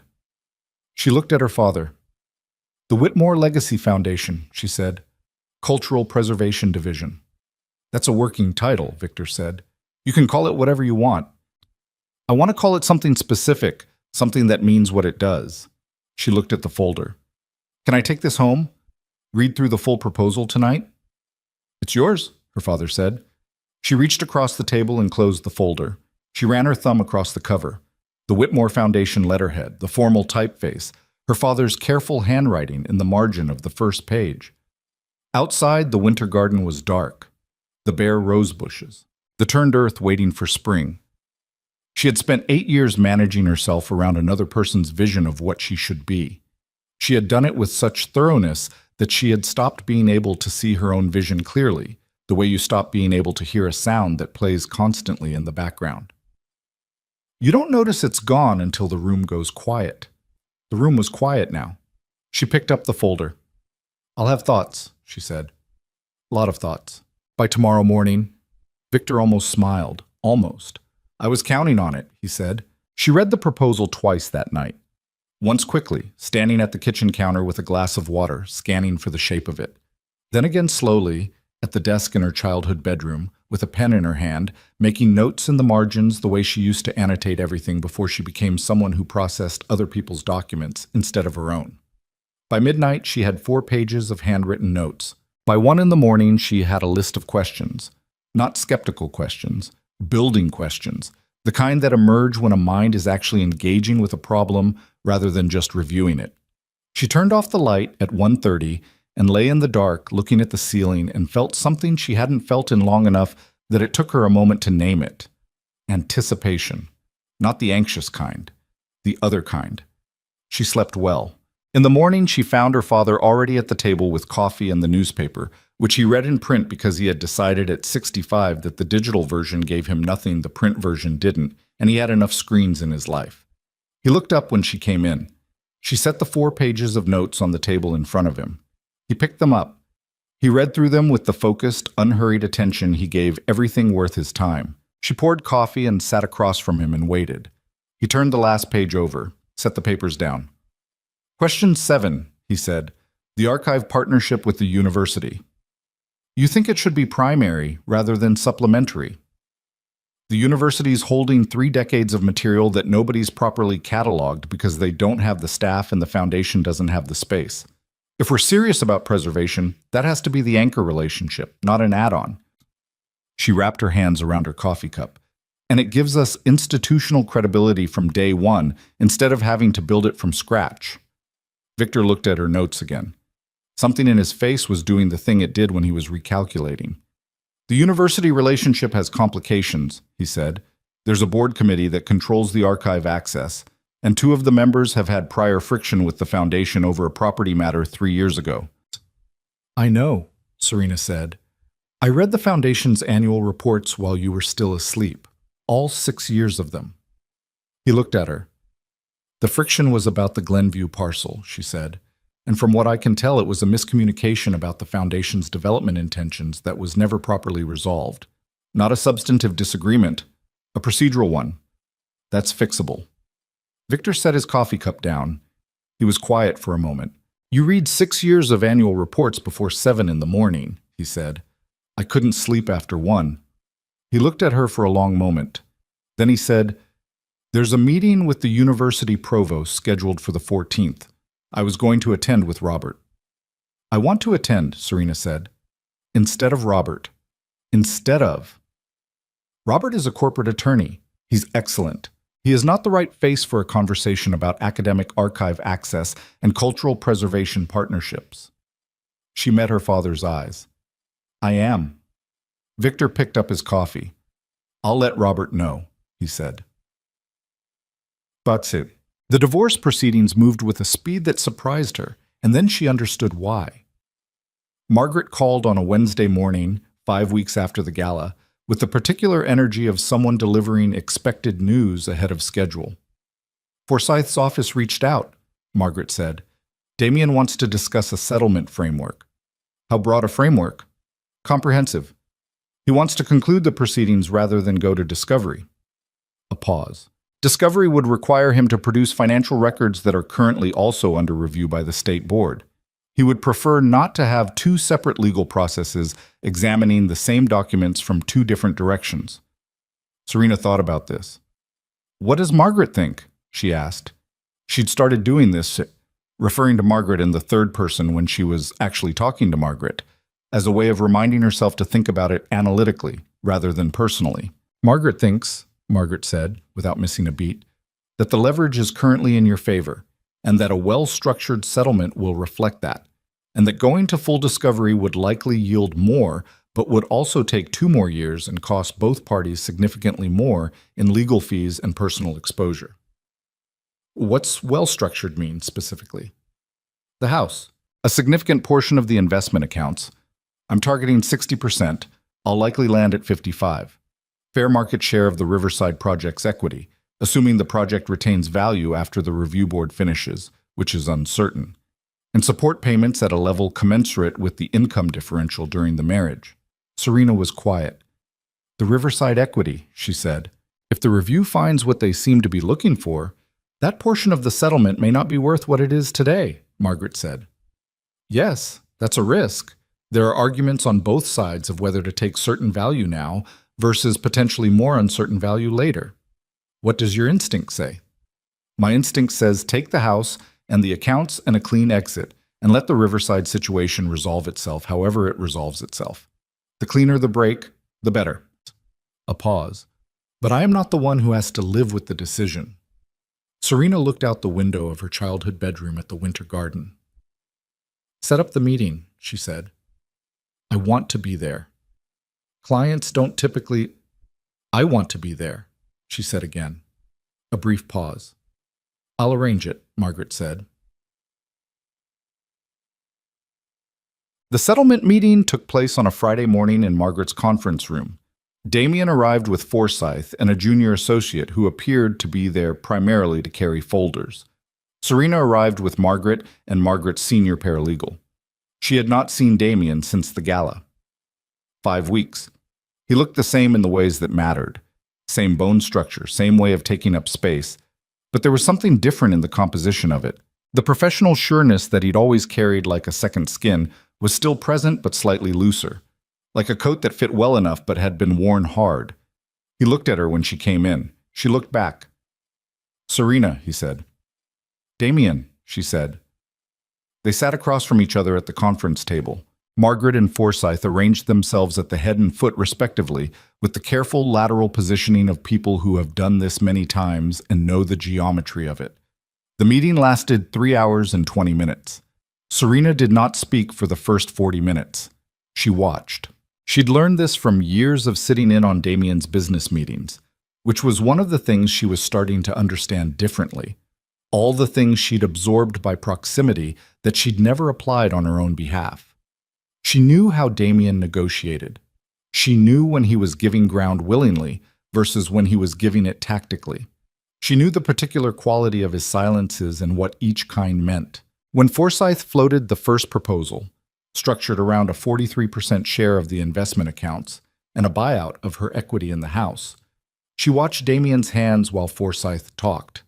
His right hand was flat on the table. That meant the proposal had room in it. He would expect a counter. That structure doesn't account for the contribution assessment, Margaret said. The contribution?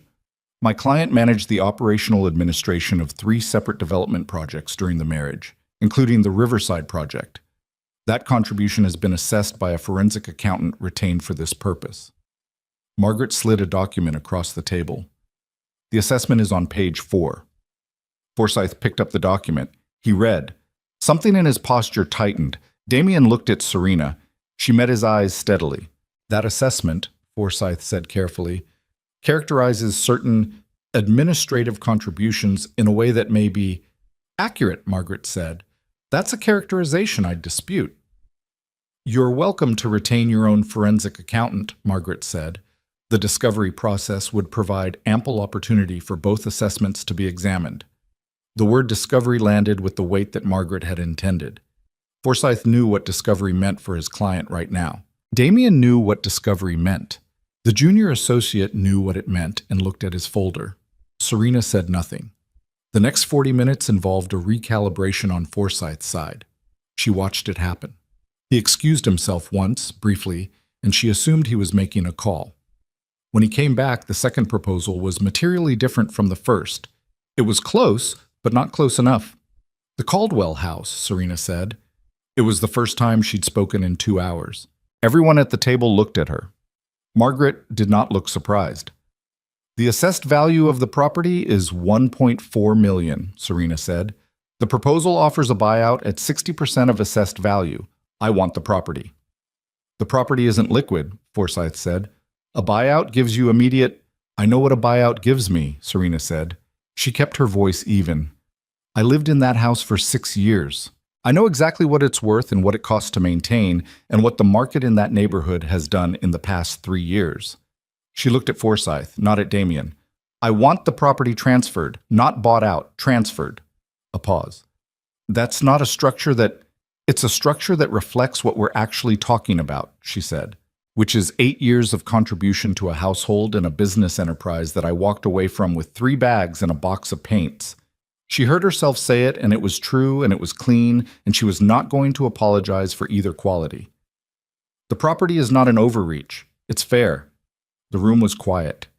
Damien was looking at the table. She watched his jaw move slightly. The thing he did when he was working through something he didn't want to show working through. Then he looked up. Transfer the property, he said to Forsyth. Forsyth looked at him. Damien, if we... Transfer it, he said. She's right. It's fair. Something in the room changed, not dramatically, like pressure equalizing. Margaret made a note. Forsyth made a note. The junior associate made a note. They worked through the remaining terms over the next 40 minutes with the grinding, detail-oriented patience that this kind of work requires. Support payments, the timeline, the investment account division, the documentation process. Serena listened and spoke when she needed to and deferred to Margaret when Margaret indicated she should.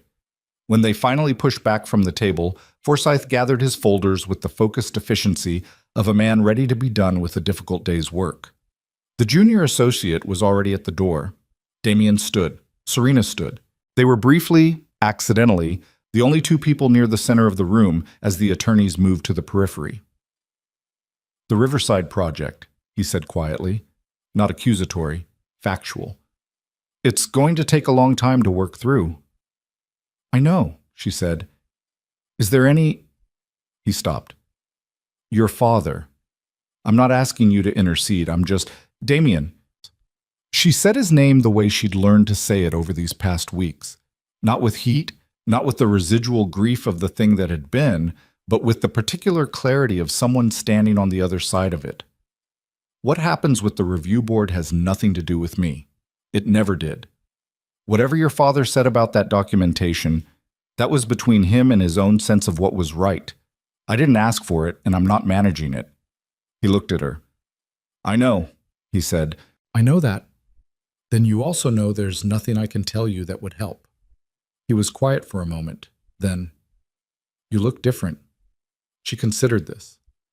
I feel different, she said. I'm not sure I look it yet. You do. He said it simply, without self-pity, without the particular performance of a man trying to reclaim something, just as an observation. You look like you again. She didn't know how to respond to that, so she didn't. She picked up her bag. She nodded to him in the way you nod to someone who was once the center of your life and is now someone you'll interact with through attorneys for a period of time, and then perhaps not at all. She walked to where Margaret was waiting at the door. The settlement was signed 3 weeks later. Margaret called her when the paperwork was complete at 11:15 on a Tuesday morning. "It's done," Margaret said. 2 words. After 8 years. "Thank you," Serena said. "You negotiated well," Margaret said, which for Margaret was the equivalent of a standing ovation. "I had a good teacher." "You had good instincts," Margaret said. "I provided structure. Don't undersell yourself." A pause. "And Serena, go do something for yourself today. Don't work. Don't read documents. Take the afternoon." "Are you prescribing leisure?" "I'm prescribing basic human maintenance," Margaret said dryly, "which my clients consistently neglect and then wonder why they're exhausted."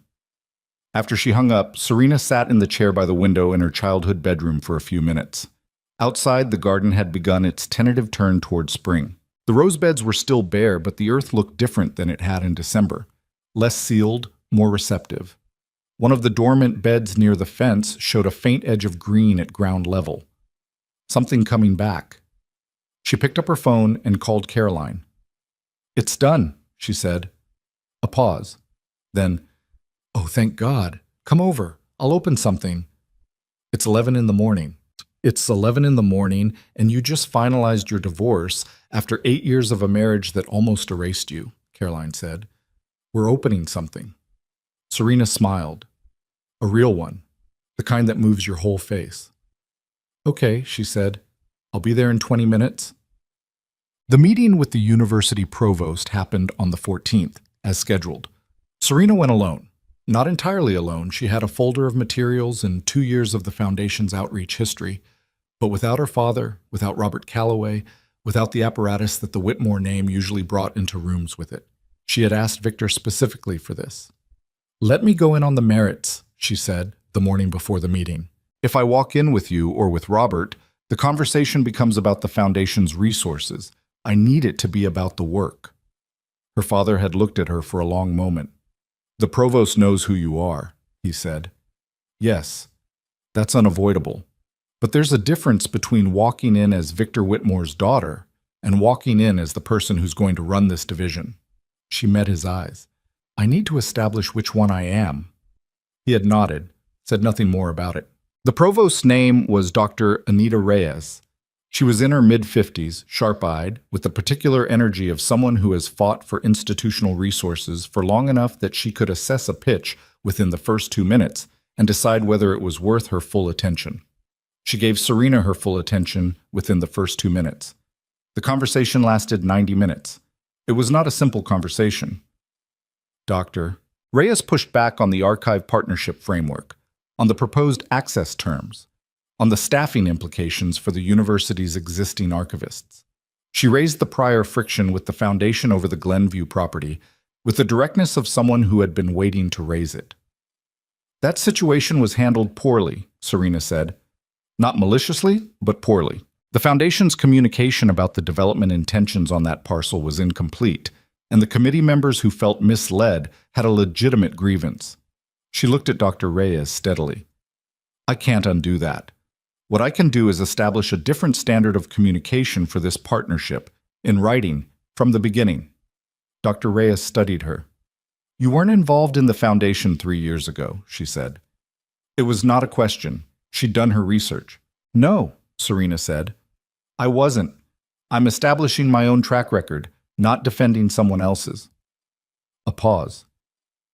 "What do you know about archival preservation?" Dr. Reyes asked. "Specifically, not generally." And Serena talked. She talked about the 3 months she'd spent in the weeks before this meeting going through every document in the Foundation's cultural file, about the 2 archives she'd visited in cities that had done this kind of work successfully, about the specific collection at the university, the Bellamy Photographic Archive, the municipal planning documents from the city's mid-century expansion, the oral history recordings that existed on deteriorating cassette tape and hadn't been digitized, that she'd researched carefully enough to speak about with specificity. She'd always done her homework. She'd just spent 8 years doing it for someone else. Dr. Reyes, when Serena finally stopped, leaned back in her chair. "The Bellamy Archive," she said. "How did you know about the cassette situation? That's not in any public document. I called the university's head archivist 2 weeks ago, Serena said. Margaret Cho. We talked for about an hour. Something shifted in Dr. Reyes's face. Not warmth exactly, respect, which was better. Margaret didn't mention you were coming, she said. I asked her not to, Serena said. I wanted you to hear the proposal without a prior frame. Dr. Reyes looked at her for a long moment. Then she looked at the folder on the table between them. Leave me the materials, she said. I want to review the access terms with the committee. I'll be in touch within the week. Of course, Serena said. She was 3 steps from the door when Dr. Reyes said, Ms. Whitmore. She turned. You said you're establishing your own track record.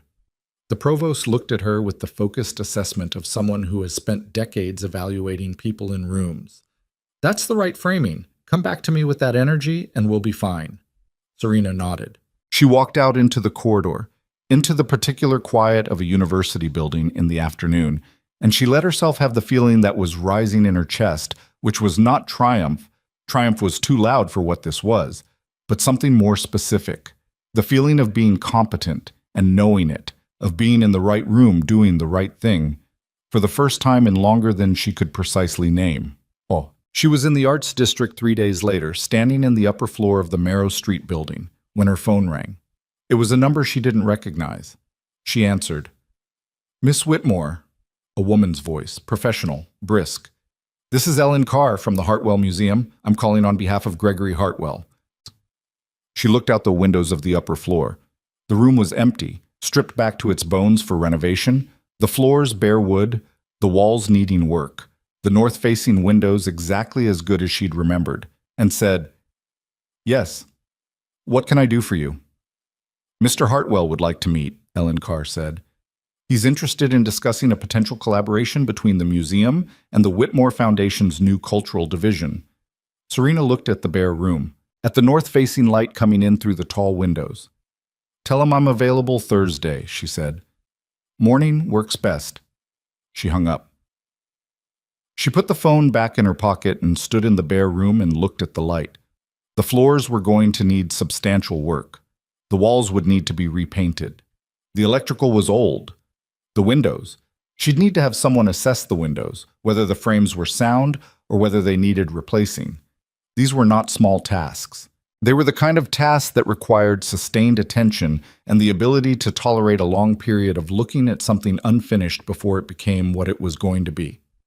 She knew how to do that. She'd been doing it her whole life, sustaining things through the difficult middle, tolerating the unfinished state. She'd just been doing it for the wrong things. She pulled out her notebook. She started making notes. The ceiling height was good. The light was excellent. The noise from the street was manageable. The floors, stripped down to original hardwood, were actually remarkable. She crouched and touched the wood with her fingertips, the grain of it, the history of it, all the years it had held. Someone had put these floors in at a time when buildings were expected to last. She stood up. She had a meeting with the university on Thursday morning and the museum Thursday afternoon, and a call with a potential archivist hire on Friday, and a follow-up with Margaret about the final paperwork and dinner with Caroline on Saturday, and a meeting with her father on Monday to go through the staffing plan. She had decided this morning, was going to open the box of paints tonight. Not to be a painter again. She didn't know yet what that would look like, whether it was something she would return to seriously or something she would do quietly on weekends for reasons that had nothing to do with professional ambition. She didn't need to decide that yet. But the box had been closed for a long time, and she was tired of things that were closed. She took one last look around the room, the north light, the old floors, the bare walls waiting, and then she walked to the stairs and went down. Outside, Marrow Street was the street she remembered. Coffee shop on the ground floor now, different signage, different people, but the same building, the same position on the block, the same quality of late afternoon light falling at this particular angle across the sidewalk. She stood on the sidewalk for a moment. A woman walking past nearly bumped into her, apologized without looking up, kept going. A delivery truck idled at the corner. The coffee shop was busy through its front window, people in coats, people with laptops, the ordinary, specific life of a city going about its business. She pulled her coat tighter against the cold. She had somewhere to be. She walked. Damian Cross's name appeared in the city business press 6 weeks after the gala. The State Financial Review Board had concluded its preliminary inquiry and opened a formal investigation into the permitting and financing structure of the Riverside Development Project. The article was careful in its language, which is what legitimate journalism does. The language of allegation and pending determination, not of conclusion, but the facts that could be stated factually were stated. The review was formal. The project was on hold. 2 investors had withdrawn. The bank covenant review had concluded unfavorably. Serena read the article on her phone on a Wednesday morning, sitting at the kitchen table in the house on Caldwell Drive. Her house now, the paperwork complete, her name alone on the deed. She was there to meet with a contractor about the kitchen renovation she'd been planning since the first week she moved back in and started looking at the space as something she might actually inhabit rather than something she'd been occupying. She read the article once. She set her phone down. The contractor arrived 12 minutes later. His name was Phil. He had a gray beard and a clipboard and the reassuring energy of a man who had fixed many things and intended to fix many more. And he walked through the kitchen with her and listened carefully and took measurements and told her what was possible and what wasn't and how long things would take and what they'd cost. She asked good questions. He gave good answers. At the end, she shook his hand and told him she'd let him know by end of week, and he said that worked for him, and he left. She stood in the kitchen alone after he was gone and looked at the space. The beautiful, impersonal kitchen that had never felt like hers. She was going to change the countertops. She was going to paint the walls a color she'd picked specifically. A warm, gray-green that she'd first seen in a painting she'd done in her mid-20s and had never forgotten. She was going to take the cabinet doors off the upper section near the window because she liked the look of open shelves, and she'd been told for years that open shelves were impractical, and she'd decided she didn't care. It wasn't going to be a perfect kitchen when it was done. It was going to be her kitchen. She went to the counter and made coffee and stood at the window and watched the street outside. The ordinary traffic of a residential neighborhood in the morning, the neighbor's dog walking its owner down the sidewalk, the garbage truck working its way up the block. Her phone rang. It was Victor. "Did you see the article?" she asked. "Yes," he said. "How formal is the investigation likely to get?" A pause. "That depends on what they find, which I don't know in detail. What I can tell you is that the documentation we submitted was accurate and complete, and what happens from here is the board's process, not ours." "Okay," she said. "You sound calm," he said. "I am calm," she said. "Is that surprising?" "A little," he said. 8 years. 8 years, she agreed, but that part's done. What's in front of me is what I'm thinking about. A brief pause, her father in it. "Dr. Reyes called me yesterday," he said. "What did she say?" She said, and I'm quoting, "Your daughter knows what she's talking about and doesn't waste my time. We'll work with the foundation." Serena felt the smile before she could stop it. "I told you," she said. "You told me," he agreed, and she could hear in his voice something that had been building there for weeks. The particular quality of a parent watching a child become the person they always knew the child could be. He didn't put it into words. He didn't need to. She'd grown up understanding her father's specific dialect of love, which expressed itself in logistics and presence and the careful work of building things that held. "Thursday," she said. "Museum meeting Thursday afternoon. I'll call you after." "Good," he said. She hung up. She drank her coffee at the window of her kitchen in her house.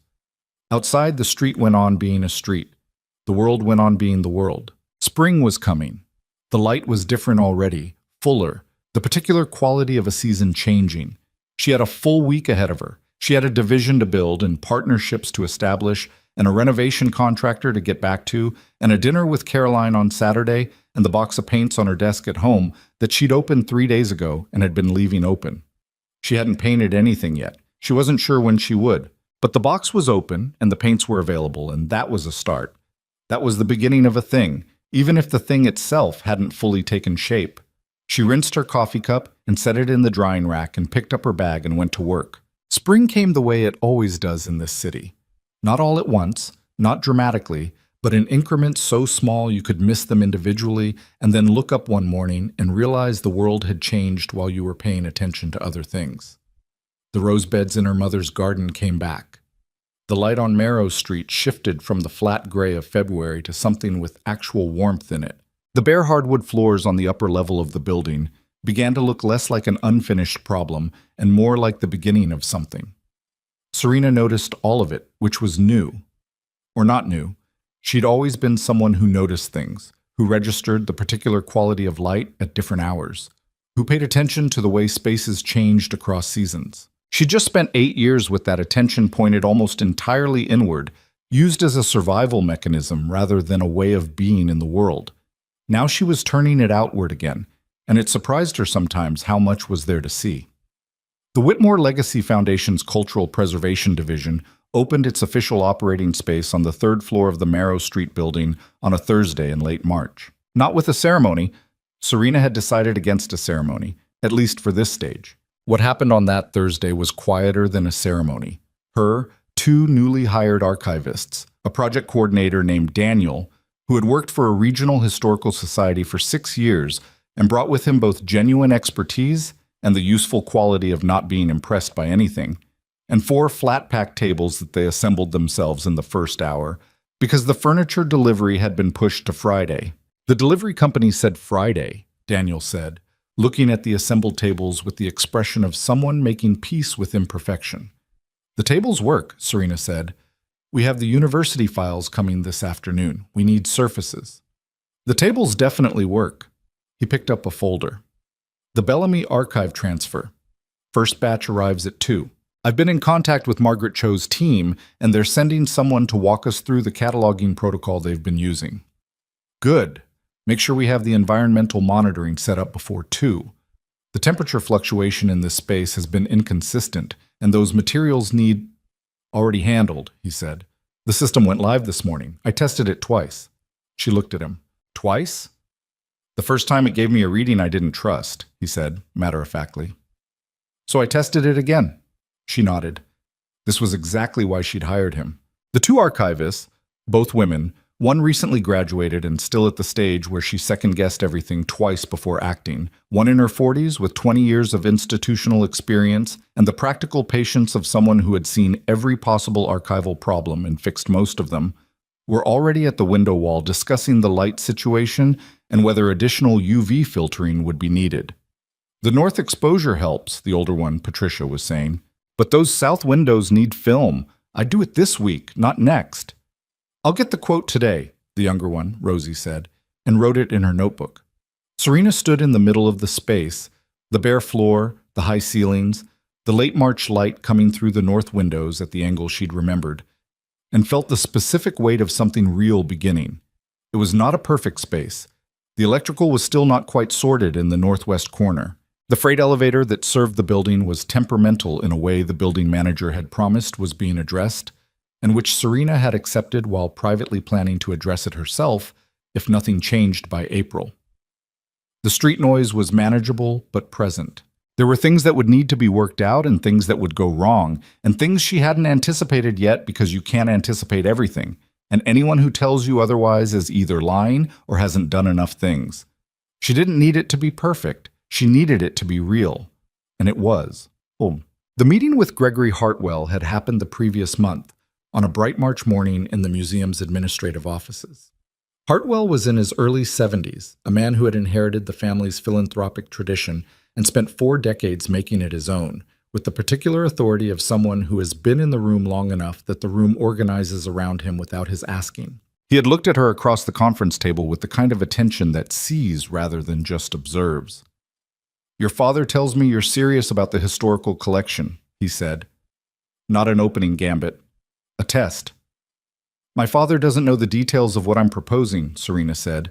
We've discussed the general direction. The specifics are mine. Hartwell had looked at her for a moment. Then he'd almost smiled, the way people do when they've gotten the answer they were checking for. The conversation that followed was substantive and occasionally blunt. Hartwell did not believe in being indirect about what he wanted, which was a quality Serena had come to find deeply refreshing in the months since the gala had reorganized her understanding of which qualities in people to value. He wanted the museum's historical collection to have a preservation partner with real resources and real expertise. He wanted the partnership documented and public because visibility protected the collection from future budget pressures. He wanted someone he could call when there was a problem, not an institution that would route his calls through 3 layers of administration. "I'm someone you can call," Serena said. "I've heard that before," he said. "Then I'll demonstrate it," she said. "Give me 6 months. If the partnership isn't working the way I've described, we renegotiate." He'd looked at the proposal materials she'd brought. He'd asked 7 specific questions, all of them good ones, none of them soft. She'd answered 6 of them fully, and the 7th she'd said she didn't have a complete answer for yet, and would get back to him by the following Wednesday, which she had. The partnership agreement was signed 2 weeks later. Not the largest thing the foundation had done, not the thing that would make the most headlines, but the thing she'd wanted from the moment she stood in the empty gala hall thinking about the teacher with the ceramics program and the $40 and the honest speech about clay. She called her father after the signing. "Done," she said. "I know," he said. "Hartwell called me." "He didn't need to call you." "He wasn't reporting to me," Victor said. "He was paying a compliment. There's a difference." She sat with that. "He said you asked better questions than anyone he'd met with in 5 years, her father said. He said, and this is a direct quote, "She doesn't perform competence, she just has it." Serena was quiet for a moment. Something moved through her chest that was warm and complicated and not entirely comfortable.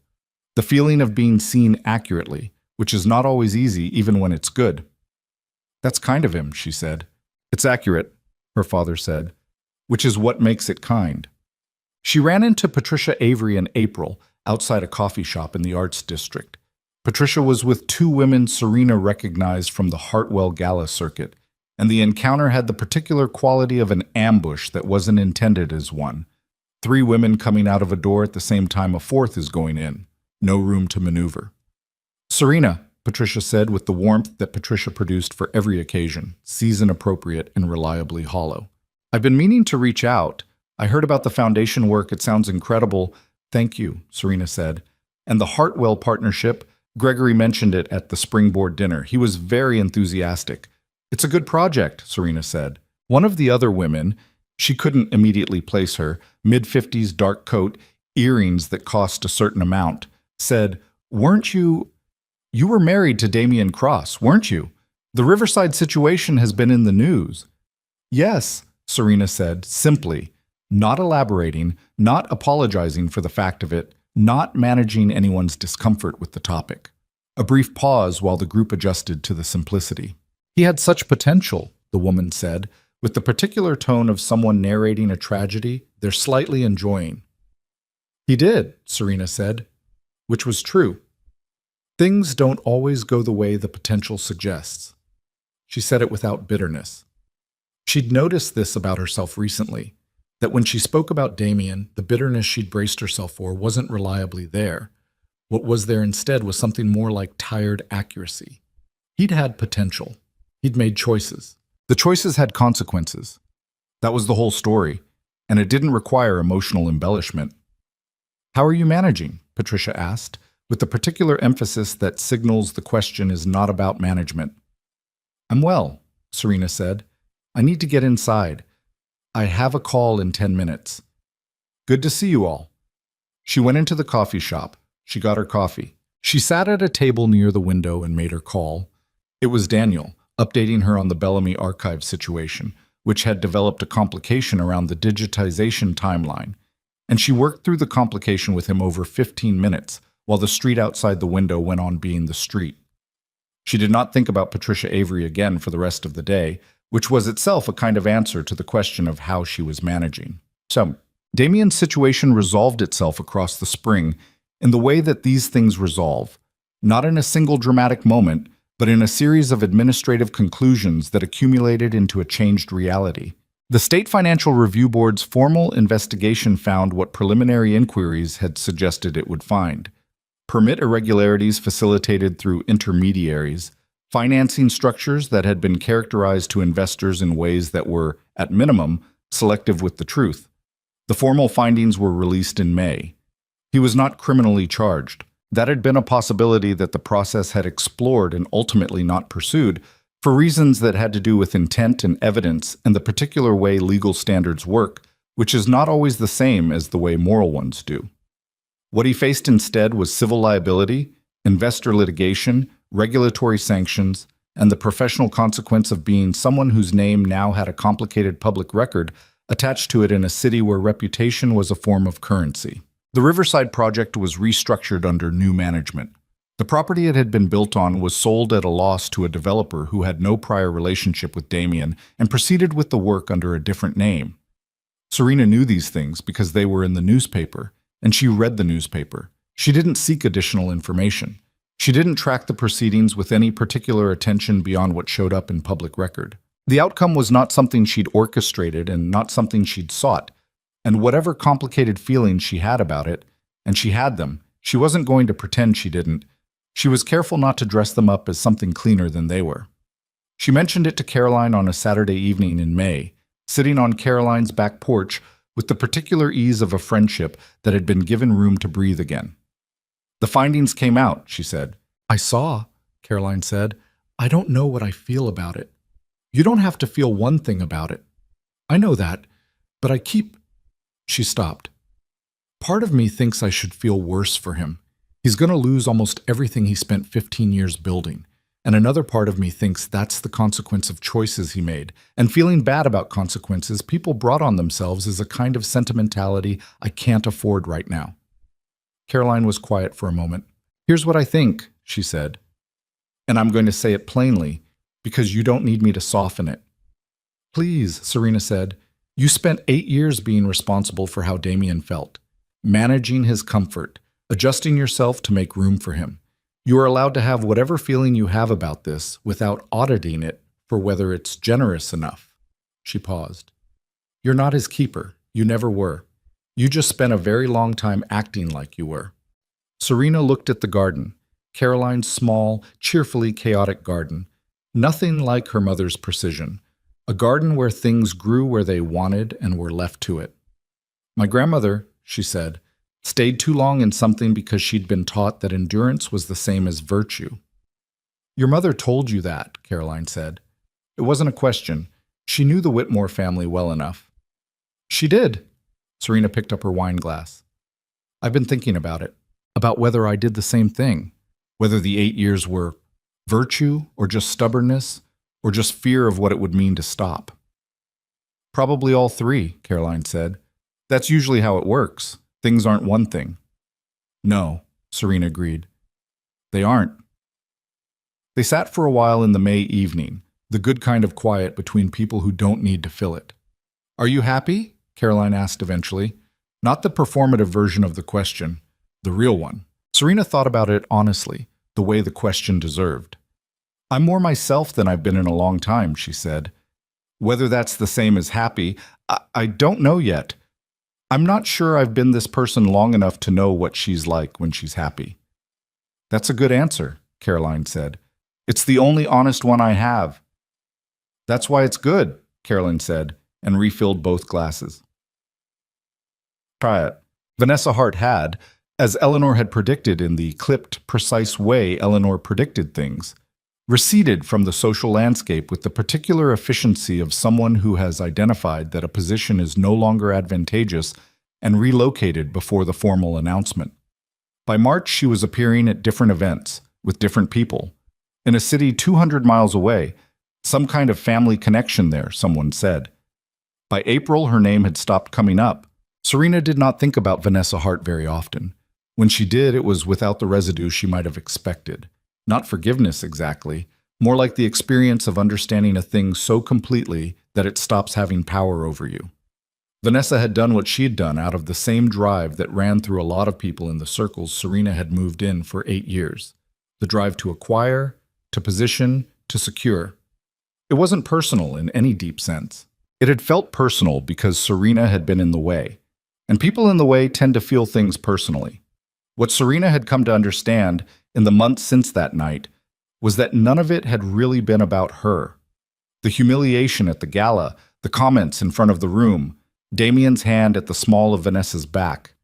None of it had been a verdict on who Serena was. It had been a verdict on who they were. She'd absorbed it as being about her because she'd been trained by 8 years of a marriage that required her to make herself smaller, to receive other people's behavior as information about her own worth. It wasn't. It had never been. This sounds simple. It had not been simple to arrive at.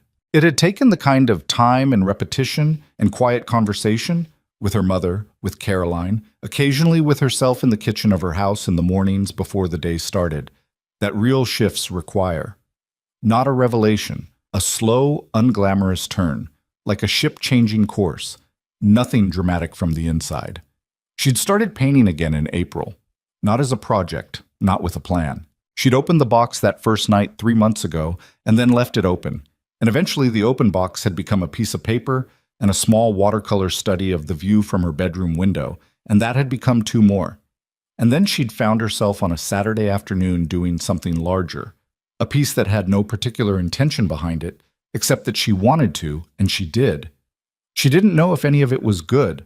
She'd lost the ability to assess her own work clearly, from disuse. She showed 2 pieces to Caroline, who looked at them carefully and said they were genuinely good, but Caroline loved her, so the sample was biased. She showed one to Daniel, who had mentioned in passing that his wife taught drawing, and Daniel had looked at it for a long time and said, "This is much better than I expected," which she'd taken as the honest assessment she'd been looking for because Daniel was not a person who softened things. She wasn't going to have another show. Not yet. Maybe not ever. She hadn't decided. The painting was something she was doing because she wanted to do it, because it was hers, because it gave her something that nothing else gave her, and for now that was sufficient reason. This, she had decided, was the thing she'd gotten most wrong in the years of her marriage, and possibly in the years before it, the belief that a thing needed to have an outcome, a destination, a justification that could be presented to others in order to have value. She'd given up painting because she'd stopped being able to see the point of it when the life around her was organized around outcomes. The project, the deal, the award, the position. Painting had no deliverable. It just was, and she'd taught herself to see that as a deficiency rather than a different kind of value. She understood now that the different kind of value was the rarer kind, the kind that doesn't show up in assessments or on resumes or in the newspaper, the kind you do in the afternoon of a Saturday when no one is watching, for no reason except that it's yours. The Foundation's Cultural Preservation Division had its first public program in June, a lecture series hosted in partnership with the university, organized around the city's mid-century architectural history. Serena had proposed it in March as a way to build public presence before the archive work was far enough along to be the headline, and Dr. Reyes had supported it immediately, and the response when it was announced had been better than either of them had anticipated. The first lecture sold out in 3 days. The second was added within the week. "We need a third," Daniel said, on the Tuesday before the first event. "I've had 14 calls this morning from people on the waiting list." "Not yet," Serena said. "Let's see how the first one lands before we add more. I don't want to overpromise the format before we know what it is." He looked at her. "The format is a lecture," he said. "We know what a lecture is." "We know what a lecture is in theory," she said. "We don't yet know what this lecture series is specifically, what the audience actually wants from it, what works in this space, what doesn't. You add the third date before you know those things, you end up committed to repeating mistakes." He made a note. "Okay," he said. "But I'm saying I told you so when we add the third date 2 days after the first one." "Fair enough," she said. They added the third date 6 days after the first one, which was slightly worse for Daniel's predictions but better for Serena's. And she paid his "I told you so" fairly without complaint. The first lecture itself was on a Wednesday evening in the Marrow Street space. They'd set up chairs, a screen, a podium, the room configured for about 60 people, which was the right number for the space and slightly more than felt comfortable, which was also the right number because rooms that are slightly more full than comfortable have a particular energy that empty room events never find. The speaker was a professor from the university's architecture department who had spent 30 years studying the city's physical development and had the rare gift of making that history feel personal and immediate rather than academic. Serena stood at the back of the room and watched the audience. She watched the way people leaned in during certain parts. She watched two people in the third row who didn't know each other start talking quietly during the Q&A and exchange cards afterward. She watched an older man in the back, 70s maybe, with the bearing of someone who had lived in the city a long time, sit very still for the entire lecture with an expression that she recognized as the look of someone hearing the story of a place they love told accurately. After, when the audience had thinned and her staff was beginning the breakdown, the older man found her near the door. "My father worked on 2 of those buildings," he said. "The ones in the photographs from the 50s. He was a carpenter." "I didn't know that," she said. "We'd love to know more, if you'd be willing. We're building an oral history component, and personal accounts are—" "He kept photographs," the man said, "and letters from that period. I never knew what to do with them." Serena looked at him. "Would you be willing to let us look at them?" she said. "Properly.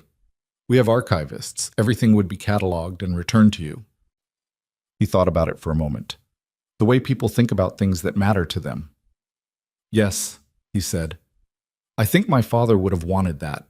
Someone to know he was there." She got his number. She introduced him to Patricia, who was still in the room, and watched Patricia's professional ease with him. That was the right call, putting the older archivist on this, someone whose manner would put him at ease. She made a note to follow up in the morning. Driving home that night, she thought about what the man had said. Someone to know he was there. That was it, really. That was the whole thing. Underneath all the institutional language about preservation and heritage and cultural memory, people wanting to know that the lives they lived or the lives of the people they came from had left a mark. That the work they did with their hands in buildings that still stood hadn't just evaporated when they died. This was, she thought, not an unreasonable thing to want. She thought about herself 8 years ago, saying yes to the things she'd said yes to. Choosing the navy dress, walking into the gala, standing at the edge of the room feeling invisible. She'd been so certain in those years that making herself smaller was the right accommodation, the generous one, the one that made her a good partner rather than a demanding one. She understood now what she hadn't understood then, which was that making yourself invisible isn't generosity. It's a kind of slow self-abandonment that you dress up as virtue, because the alternative, taking up space, having needs, insisting on the terms of your own existence, feels like selfishness when you've been taught well enough that it should. She hadn't been taught this consciously. No one had sat her down and told her to disappear. It had been more ambient than that, more accumulated, the way these things usually are. The subtle social calculus of a marriage to an ambitious man. The gradual acceptance that his orbit was the gravitational center. The quiet compounding of small choices that each seemed reasonable in isolation and whose cumulative effect was that she'd spent 8 years living at the margins of her own life. She had not been a victim in any simple sense. She'd made choices. She owned that. Some of them had been fear. Some of them had been love, real love, at least for a while. And some of them had been the simple human tendency to take the path of least resistance when you're tired, and the resistance is constant. But she was done taking stock of what she'd lost. She'd been taking stock for months, and it was necessary, and now it was done. What mattered now was what she was building. Her mother called on a Friday afternoon in June, which was unusual. Eleanor typically texted when she wanted to arrange something and called only when the thing couldn't wait for a text. "Come to the house this weekend," Eleanor said. "Sunday. We're having a few people for dinner." "A few people," Serena said. "How many is few?" 12, Eleanor said. "That's not few, Mom." "It's fewer than 20, Eleanor said, which was technically true and also not the point. "Who?" "Robert Calloway and his wife. The Hartwell people, Gregory and Ellen. Dr. Reyes, Caroline." Serena absorbed this. "You invited Caroline," she said. "She's your closest friend, and she's been part of this story for 30 years. Of course I invited Caroline." A pause. "Also a woman named Janet Webb, who is on the board of the State Arts Council, and who has been following the Foundation's work with interest." "Mom." 12 people for dinner," Eleanor said mildly. "Perfectly normal." It was not perfectly normal, and they both knew it. It was Eleanor Whitmore doing the thing Eleanor Whitmore did, constructing the infrastructure of a life, laying the groundwork quietly and efficiently, providing the conditions in which the people she loved could do the things they were built to do. She'd been doing it for 70 years, for her husband and her daughter, and occasionally for the city she'd been a part of for 4 decades, and she did it without fanfare and without requiring acknowledgement of it. Serena had seen this her whole life. She was only now, at 36, beginning to understand it as a form of love. 7 o'clock, she said. 6:30, Eleanor said. Your father is cooking? Dad's cooking for 12 people? He insisted, Eleanor said. I've hidden the good pans. Smart, Serena said. I have my moments, Eleanor said, and hung up. Annette.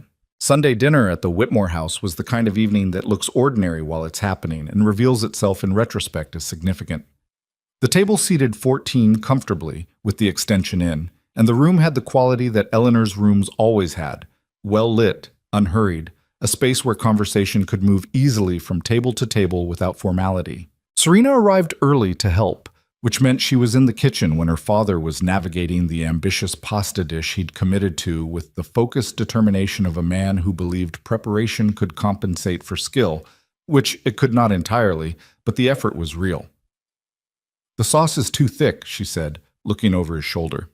It's reducing, he said. It's reduced. Past tense. She reached past him and added wine to the pan without asking. He watched this happen. I was getting there, he said. Dad, you've been getting there for 30 years. Your mother doesn't complain. Mom eats the bread. He looked at the sauce. He added a little more wine himself. They stood at the stove together in the comfortable collision of two people who know each other well enough to share a kitchen without negotiating every motion. The Janet Webb dinner, she said after a moment. What about it? It's not an accident she's here. It's not, he agreed. He stirred the sauce. She's been asking about the Foundation's work since the lecture series. She's interested in a potential collaboration, Arts Council support for the archive digitization project. You could have told me that directly. I could have, he said. But then it's a business meeting at my dinner table, and it should be a dinner where you happen to meet someone interesting. He paused. There's a difference in what you learn about a person at a dinner versus what you learn across a conference table. She considered this. You've been doing this for 40 years, she said. The dinner thing. The dinner thing works, he said, without apology. She picked up a wooden spoon and tasted the sauce. More salt, she said. He salted it. They didn't speak for a moment. I want to tell you something, she said. He turned down the heat and waited. I've been thinking about what the past months have been, she said. What actually happened? Not the narrative. Not the version where I was wronged and vindicated, because that version is true, but it's not the whole thing. She kept her eyes on the sauce. I was gone for a long time before the gala. Not from the marriage, from myself. And I need you to know that I don't think that was entirely his fault. Her father was quiet. I made choices, she said, about what to set down and what to pick up. Some of them I made out of love, and some out of fear, and some just out of momentum. Because it was easier to keep going in the direction I was going than to stop and recalibrate. She finally looked at him. I'm not absolving him. What he did was real, and it was wrong, and the consequences are fair. But I was complicit in my own disappearing, and I need to own that, or the version of myself I'm building now is standing on a false foundation. But Victor Whitmore looked at his daughter. Yes, he said. That's right. Not, don't be too hard on yourself. Not, it wasn't your fault. Just, yes, that's right. The acknowledgement that she'd named something accurately, which was what she'd needed. When your mother and I came to the gala that night, he said, I walked into that room and I saw you standing alone in the middle of it, and I understood in about 30 seconds that I was looking at a person who had spent a long time not being seen. He paused. I was angry at him. I am still. But I was also angry at myself for not having been more present in the years before that moment. For accepting you're fine because it was easier than pushing. You and Mom both said that, she said. Because we both mean it. She put the wooden spoon down. We're all bad at this, she said. People, all of us. We do our best and we miss things, and then we correct and do better and miss different things. Yes, he said. That's exactly what we do. The sauce was ready. They served dinner at 7, not 6:30, because the pasta took longer than anticipated, and nobody minded.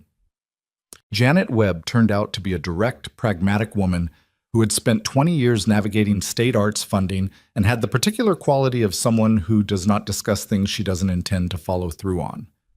Over dinner, she and Serena talked about the archive digitization project for 20 minutes that felt like 5.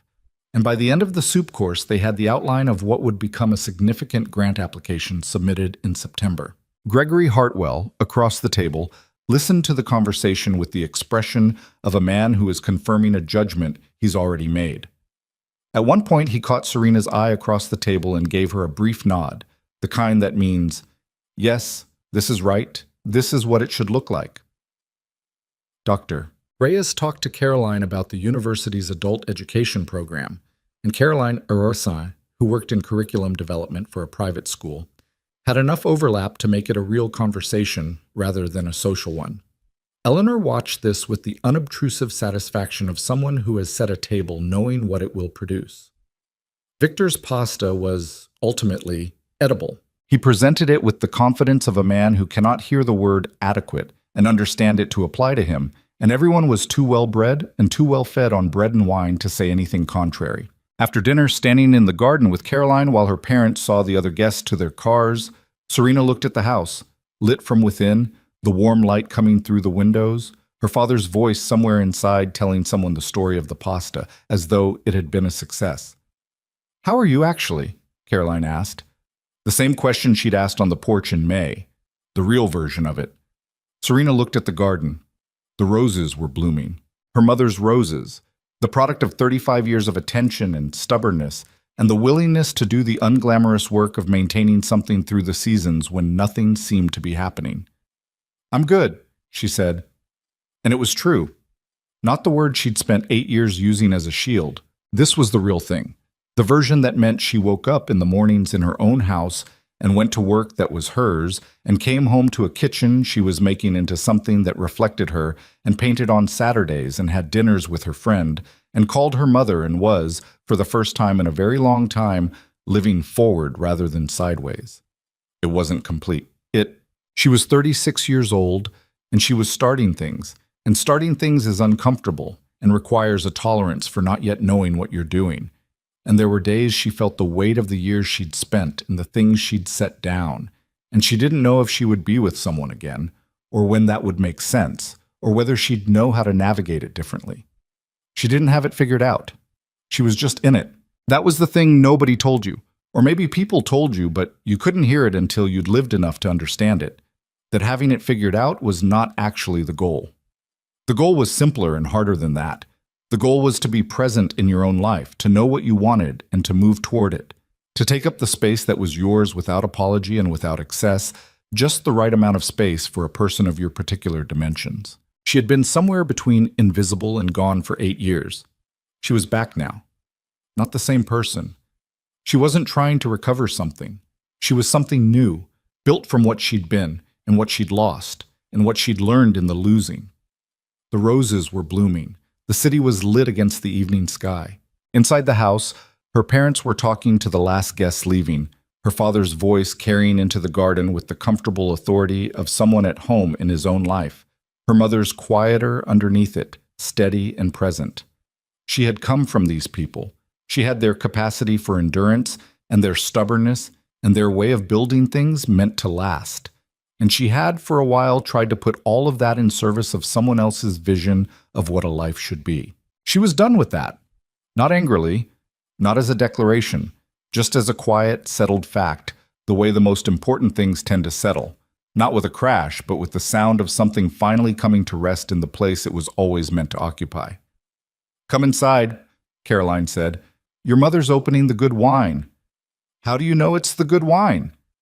"Because your father's pasta required it," Caroline said. "As a matter of justice." Serena laughed. A real one, full and unguarded, the kind that doesn't perform anything, that is simply itself. They went inside. The door closed behind them, and the garden held the evening light for a while longer, the roses in bloom, the city going on around it, ordinary and indifferent and beautiful in the way that cities are when you're standing in your own life and finally, at last, paying attention.